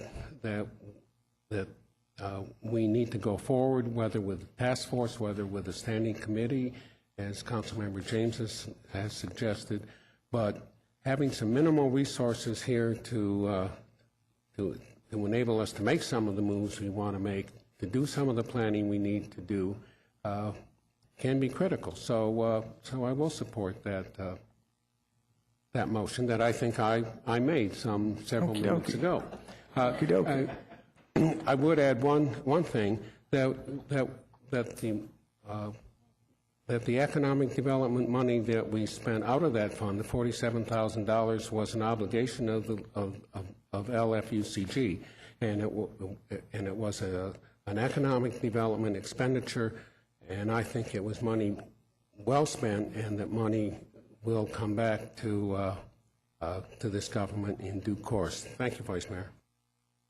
Councilmember James? Sure, just a few comments, Vice Mayor. Council members, in the Economic Development Task Force meetings that we've had, we heard from a retail expert who, for a cost, would be able to provide analysis of whatever area we set forth to develop a retail strategy. We did hear that. We had that presentation. That is a cost, so we would have to find that money to tap into. Vice Mayor and I co-hosted or co-sponsored a webinar that we tapped into that was a cost, Reinventing Space, where we had, 10 or so people come and participate and open that invitation up to all council members and many others. I think Councilmember Feigl may have been there. That was a cost. We know that Rebecca Ryan that we heard speak in Madison, there's a cost to bring her here. Again, if we'd like to hear from her or any other expert in an area that might be leading or have knowledge of ways that we need to proceed as a city. If we'd like to do anything related to software, we saw a presentation in one of our economic development task forces that showed this linkage of how do you make sure that you're tapping into coordinating the services that you have available locally, regionally, and nationally to produce the result and the outcome that you want towards economic development. So I think a lot of that could be covered with having that fund available. We've got to be serious about it, and actually it's not a standing committee, but it basically functions as one. Corridors Committee has access to money. I think they have an account. So even though none of our 4 standing committees have that, somehow things have been modified in ways that committees do exist that have access to money to be able to get a desired outcome related to the mission of that group. So keep that in mind. So I would ask for maybe a friendly amendment to Councilmember, or maybe it's not friendly, I'm not sure, an amendment to Councilmember Blues' motion that with this, we change that from Economic Development Task Force to an Economic Development Standing Committee, and begin that, and to allocate this $25,000 to that standing committee, so we take care of both those at once. I respect that, that rationale, but I don't accept that as a friendly amendment. I think that adding a standing committee is a different issue, and should be debated and voted on separately from this motion. I didn't figure you would. I didn't think you would. Thanks. Could you make that as part But of your... my rejection of it as a friendly amendment was made in a very friendly manner. Yeah. Could they make that as part of a recommendation, though, from their link? That's what I'll do later. Thank you. Okay. Mr. Myers. I think I'm going to pass. Okay. Councilmember Feigl. Oh, you pulled Councilmember Martin. Thank you, Vice Mayor. I think this issue is part of a larger issue of how are we going to manage our economic development, how are we going to manage planning in Lexington. We've had Mr. Webb come up and talk with us, and we've talked about how do we think about the future and what rules do we put in place to guide future development and future economic development. I don't know that we as a council need an unspecified fund in order to do that. We can have folks come and do studies for us and talk to us about issues, but should that money be in the planning department, which we have cut by a couple $100,000 this year, or should it be within the council's budget? And I would propose that we fully fund at least 2009 levels the planning department's budget, because we can't think about what we want to look like. We can't think about who's going to connect our neighborhoods, and we can't think about what we as a city want to be in 10 or 20 years without really having a vibrant, fully funded planning department. And I think that goes the same with economic development. I mean, the types of studies and the types of consultants that we would want to bring in, that should come out of our economic development budget, and we should tell those folks to go out and bring us some experts and talk to us about things. So I would, rather than sort of set aside an undesignated fund, we should fund planning and economic development, not actually in 2009 levels. We should double it. We should really make an aggressive commitment toward what we want to do in the future, because a lot of these things, without good planning, once you do the neighborhood or once you do the development, it's there, and we've permanently missed opportunities to affect how that would look in the future. And so I guess I would encourage folks to try to direct funds into economic development and planning. Thank you, Vice Mayor. Okay. Councilmember Feigl, you're back up, and Councilmember Myers? I am. I'm back. All righty. I was thinking I was losing it here. You're on and then Well, off. you deleted me once. I didn't. No, I did not. I wouldn't have done that. Councilmember Feigl, go right ahead. Thank you, Vice Mayor. Yes, ma'am. Again, I would love to see our council do a very intense study on how we might play a bigger role in economic development. I realize that we spend a lot of funds on this particular item, but as a council member, I don't really feel like that we have any opportunity to affect the programs that come out of that. Even though we might ask for these different entities to do something, I just don't feel like that we have the ability to control how they spend their money other than just to approve their budget. But we don't get down to the detail in their plans to actually make suggestions. At least I don't have the conduit for that information to get to them. So I still feel like that this is something that we need to do, maybe just as a one-time thing, to get together and maybe have somebody come in and talk to us from other communities that have had a successful economic development plan within their city. And then we will know a little bit more about how to proceed in working with the other entities within our own government. So I still feel like that that's a very important item to consider. And personally, I would rather see that funded rather than the NDF funds for council members. Thank you. Councilmember Myers. Thank you, Vice Mayor. The thing that I enjoy in hearing today is that the council is looking at policy. And this is probably the third different policy that the council has articulated today that we need to come up with a policy to address. So what I would say is I can go either way with putting the money aside for this. We put it aside before and we didn't spend it, but we didn't do the work that we wanted to do either. And we're not done. So I like the idea of it being a standing committee because it's transparent, it's open to everybody to see. It would be on TV every month. Citizens will be able to come and take part in it. Business people will be able to take part in it, et cetera, et cetera. So the debriefing meeting that we're supposed to have after we do the budget is the one where we go back and say all these different ideas that we had for different policy initiatives and et cetera is maybe where this could go.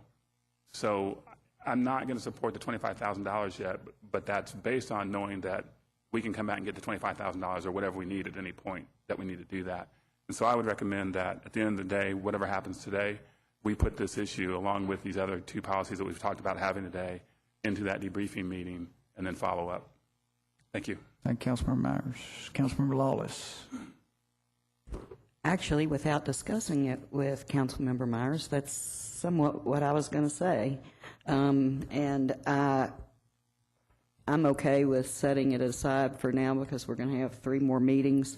But I think that we have, again, no control over how any of that economic development money is really spent. And so I think that's a policy issue we need to visit at another time. And I'm okay with setting it aside, but I would definitely vote for it. Okay. Can I say something about this too? There was somebody famous who once said a wise man, a wise man changes his mind, a fool never does, and I'm willing to change my mind. I will say, this is a pretty persuasive conversation. I agree with Councilmember Myers and everybody. This has been a very healthy debate. It clearly illustrates where there's a lot of passion. And I also quote one of I have a board member in our company, and he said recently about a funding issue that we had. He said, and it was a very modest amount, and the funding that was requested was very modest, and he didn't think it was enough. And so he said, well, that's like peeing in the ocean. And I think that's a little bit of what has been said today, that this amount is really extraordinarily modest. And Councilmember Martin, you've been general counsel to the Economic Development Cabinet. I've spent 36 years sort of my life doing that stuff. And if, looking at this deliberately and intentionally, the way Councilmember James has suggested, and moving it into a permanent committee sounds like a extraordinary opportunity for us. And it reminds us of why we've been here perhaps for 3.5 hours this morning. That even in the micromanagement, sometimes we elevate ourselves and pull ourselves up to really significant issues, and that's what this represents. So we have a motion on the table, right? I mean, we have a motion on the floor. So we need to vote on it, right? Is there any more discussion? Right? We need to vote on that. Are we ready for the vote? Okay. All in favor of the motion to put $25,000 into this, please say aye or hold up your hand. Aye. All opposed, no? No. Okay, so let's do a show of hands. All in favor, hold up your hand.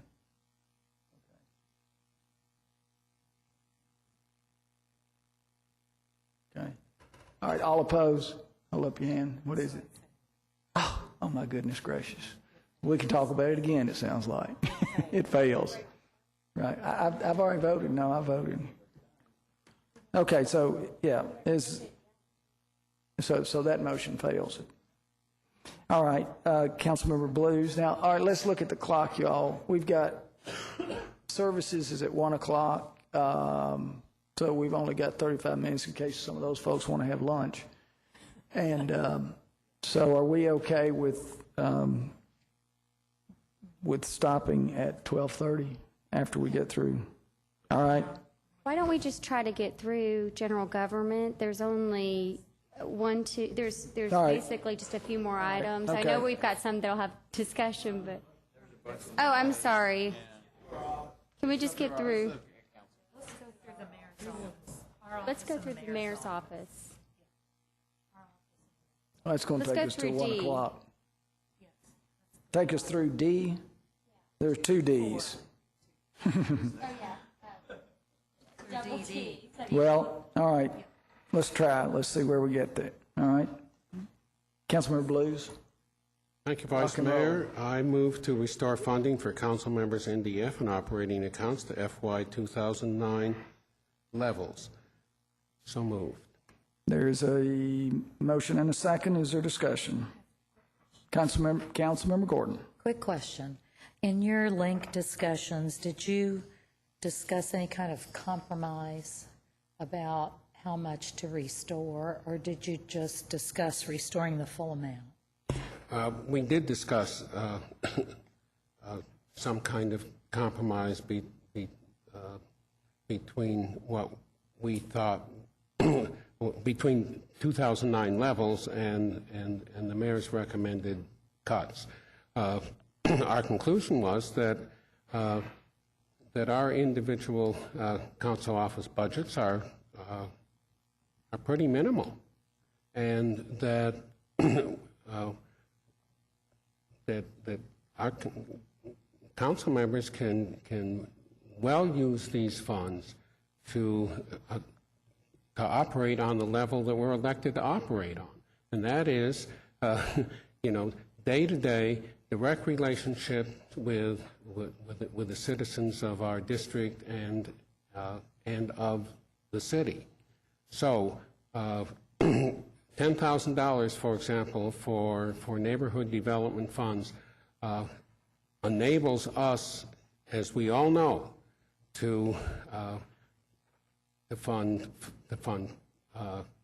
projects throughout neighborhoods, to help activate neighborhood organizations, to provide kind of seed money, and even in some cases sort of matching grant funds with neighborhoods.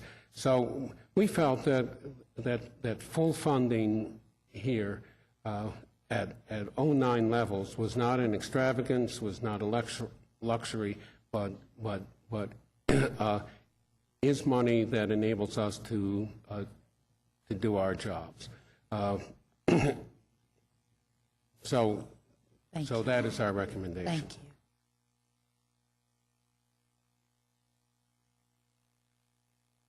Councilmember Gordon. Councilmember Feigl. Thank you, Vice Mayor. I just feel a little bit almost guilty about restoring the full funding for the council, NDF funds in particular, because if we're asking the entire city government to reduce their budgets, then I think that we should do the same thing. And I realize our operating budgets are pretty slim, but I just feel like the NDF funds, while they are very helpful to us as council members, I know that many times these sheets are passed around here at council meetings, and we're giving money to nonprofits and that type thing. And I just feel like that maybe in this particular budget year that we need to also take a cut in our funds as well. Thank you. Councilmember Lawless. The NDF funds of $10,000 a year, there are 8,600 registered voters in the 3rd District and many more who aren't. It's mostly older neighborhoods that have huge problems, and $10,000 a year is absolutely a drop in the bucket for what my neighborhoods are trying to do. This goes directly to the community for community-wise projects that help save our neighborhoods.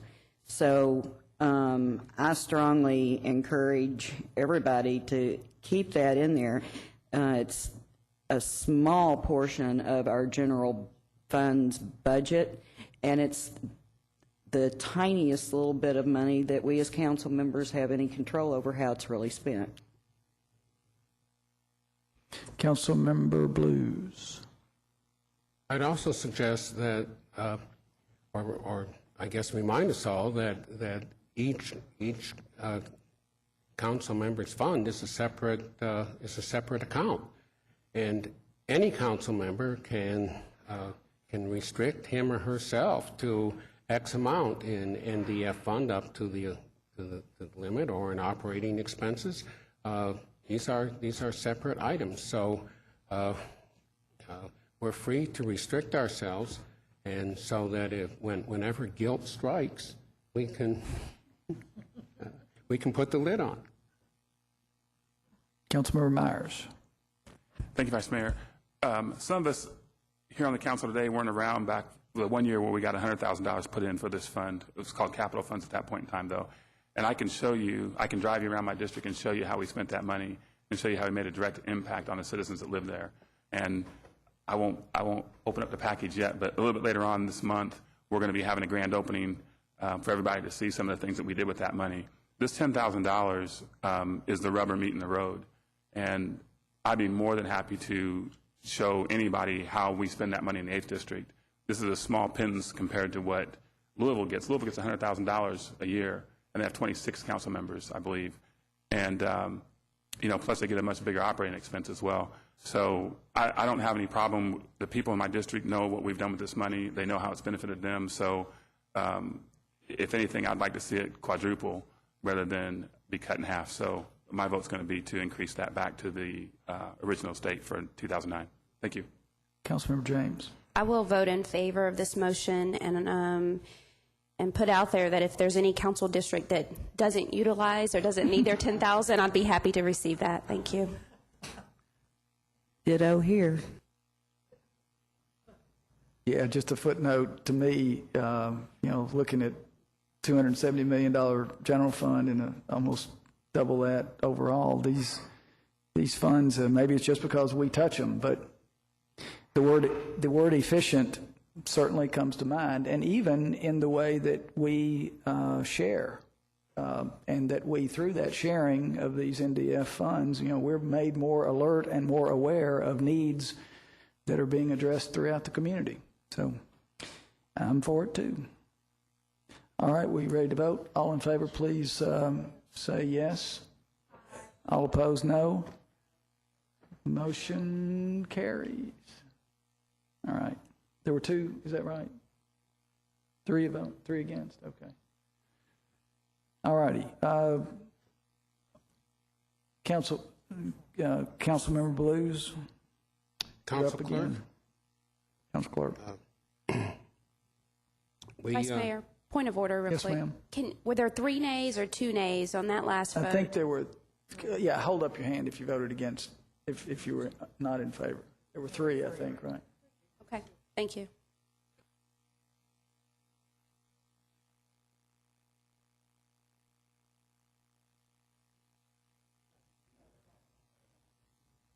All right. Councilmember Blues. Thank you, Vice Mayor. The Link Committee voted to restore $48,000 to the council clerk's operating supplies and expenses, and this is funding that will be needed to pay for obligatory advertisements and announcements in the newspapers. Those rates are going up. Now, it is possible that that some of this money will not be needed if the council passes a resolution that enables certain expenses up to, let's say, I know we've discussed this, preliminarily up to $100,000 to, to be authorized without council approval and thus without announcements. But our rationale here is that we can't really hold this money hostage against a potential council vote or predicated on a council vote. So I really do think that we're obligated to put it in the FY10 budget to reallocate if that opportunity arises, dependent on a future council vote. Thank you. Councilmember Feigl.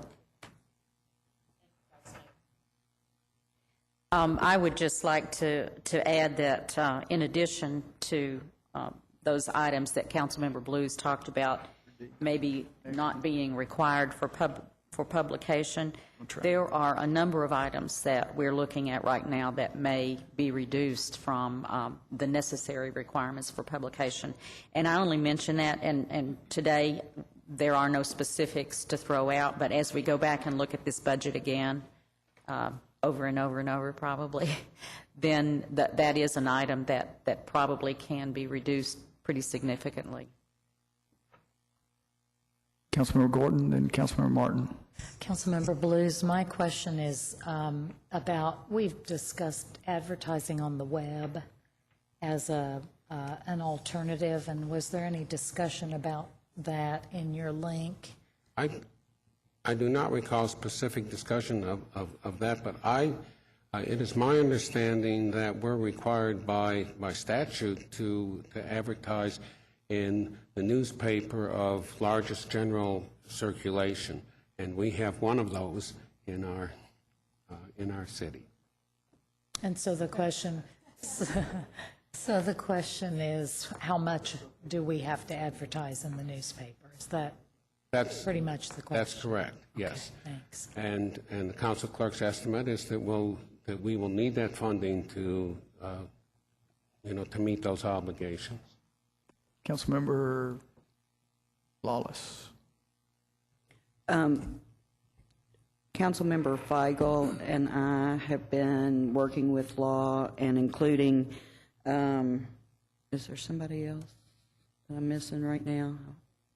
Is there somebody else I'm missing? At any rate, Andrea and, or I'm sorry, we're in so many meetings with so many overlaps, I can't remember which is which. But anyway, I think we have something that will work well, be within the law, and provide more transparency for the public.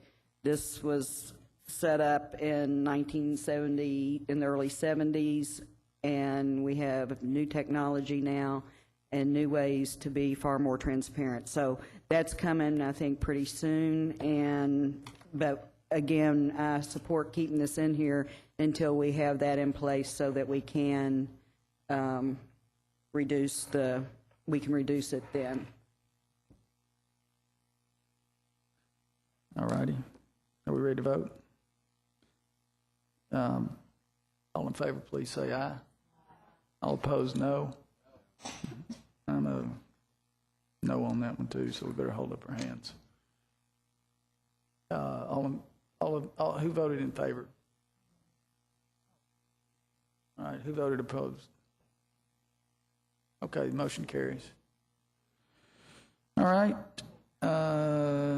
Mr. Blues, yes. Mr. Blues, you got. Thank you, Vice Mayor. We're going to try to get through this one, and then that's. Item D1, Mayor's Office Special Projects. As you know, the link has recommended that the funding for the arts programs be reduced by 10%, consistent with other recommended cuts in the mayor's proposed budget. And so the link, in a spirit of consistency, but also wanting to add that we are in no way wanting to slash, burn, or damage arts funding, recommends this $45,000 reduction, which would take us from 450 to 405. So moved. Motion and a second. Okay, discussion, Mr. Martin. Thank you, Vice Mayor.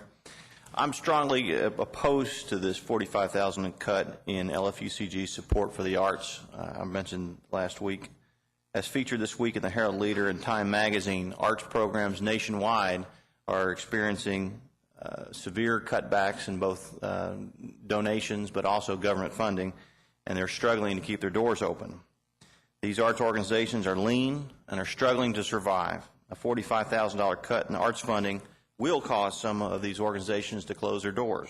They either will have to close their doors or they have to raise ticket prices, which would, of course, limit and reduce accessibility to folks who otherwise can't pay higher ticket prices. We here in Lexington have made a huge strides in funding the arts. While it might be easy to write off arts funding as unnecessary, especially during lean budget times, I cannot emphasize enough that funding of the arts is a vital economic development function. Lexington will not recruit and maintain individuals with the intellectual capital necessary to lead us into a 21st century economy without a strong commitment to the arts. We need Lexington to be a vibrant, forward-thinking, intellectual capital kind of town, to create new products and new companies, and to start new businesses and to come up with new ideas. Funding for the arts is crucial to maintaining this vibrant type of community, and I encourage the council to vote against this reduction in funding for the arts. Thank you, Vice Mayor. Mr. Lane. Thank you, Vice Mayor. Yeah, I too support not cutting the appropriation for LexArts. I'd like to remind council that LexArts is an umbrella organization that provides support to a number of arts groups throughout the community. And so this not only affects their organization, LexArts, but all the other arts groups that are depending on contributions coming from LexArts to fund them. Also, as we go into the next year, we will be having the World Games here, and there are a number of special arts exhibits, performing arts, and special events that will be coming up during that period of time.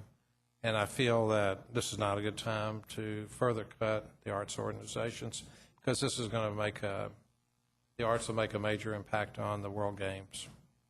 Thank you, Vice Mayor. I mean, you have to. Thank you, sir. Councilmember Gordon. I'm going to vote against the proposal for many of the reasons that have been expressed. And I think if we look at economic development, having a good, thriving arts community is a very strong component of economic development and encourages economic development. And when our citizens go experience the arts, they generally go out and also spend money doing something else, eating out or whatever. And I think this is not a good place to cut right now. Councilmember Lawless. I agree. I want to see this stay in, the gains, economic development. So many of these programs do outreach to people with disabilities, the underserved, people who can't otherwise afford to participate in the arts, and it would be a shame to see this be cut. And it is critical to many of our arts organizations. Thank you. Councilmember Blues. I just do want to suggest, although I sympathize with and agree with what others have said, but no one on our link committee has suggested that the arts are unnecessary, that they're not crucial, that they're not a vital part of our community. It's not that we're recommending laying waste to the arts, tossing them on the junk heap, or denying that they are also an economic energizer. So are many of the other special projects however, that the mayor's budget has recommended cuts in. So I do want to make that, that disclaimer here, that that this cut that we are recommending is it's not meant to castigate or to somehow suggest that we do not appreciate and don't value the arts community, but we all have to share in economic downtimes as we do in prosperity. Thank you, Vice Mayor. Thank you, Mr. Blues. Mr. Myers. Thank you, Vice Mayor. I just need to get in there with my colleague on that link. I don't want to leave him out there by himself. And we did look at this long and hard. And, one of the themes that we heard all year was that there are no sacred cows. And so, this is just another thing that, people are looking at in terms of if people are going to take a 10% cut across the board, then this is just another one of those things that needs to take the cut. Thank you. Okay. If y'all don't mind, Chair gets to say something on this one. Actually, again, this is great conversation, great debate about economic development. It's what everybody said. And my point of view is really just a story that I remember from 6 years ago that relates to this. I was at doc in town, a young guy. His name was Harshish Sen. He was an eye doctor. Met him for the first time, and he was playing at Wood Songs in his spare time. And what he said to me was something I always remember about the economic development commentary on economic development associated with the arts. And he said that he had options of going pretty much anywhere in the country, and he wanted to go to a place where the arts offerings were compelling. And why was that? And he said, well, as a professional, as a doc, I'm working 70, 80 hours a week, 60, 70, 80, whatever the number is. And he said, the leisure time that I've got, I want to use efficiently. And, that to me spoke as compellingly as any other commentary on the economic development value and power and influence of the arts. And, we've got some traction with this one. We seem to have, there's always, different points of view about how much traction we've got with different initiatives in economic development. But it does seem like as a general theme that we're running on a lot of good cylinders in this dimension. And so continuing to fund it at a healthy rate is the reason that I'm supportive of it. Okay, we ready for a vote? All right, all in favor of cutting not to the junk heap, of reducing the funding, please say aye.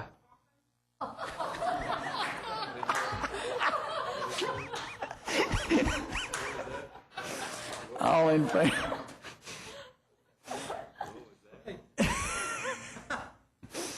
You've done it again. You've done it again. All in favor of reducing the funding, please say aye. All right. All in favor of not. All opposed, please say no. No. I don't think it passed. Councilmember Blues. How many? Two. Okay. All right. You want to roll us into the sister cities, and then we'll call it a day? Councilmember Blues. You want to roll us in? I'm having a good run here. I'm willing to go on to 1 o'clock if you want.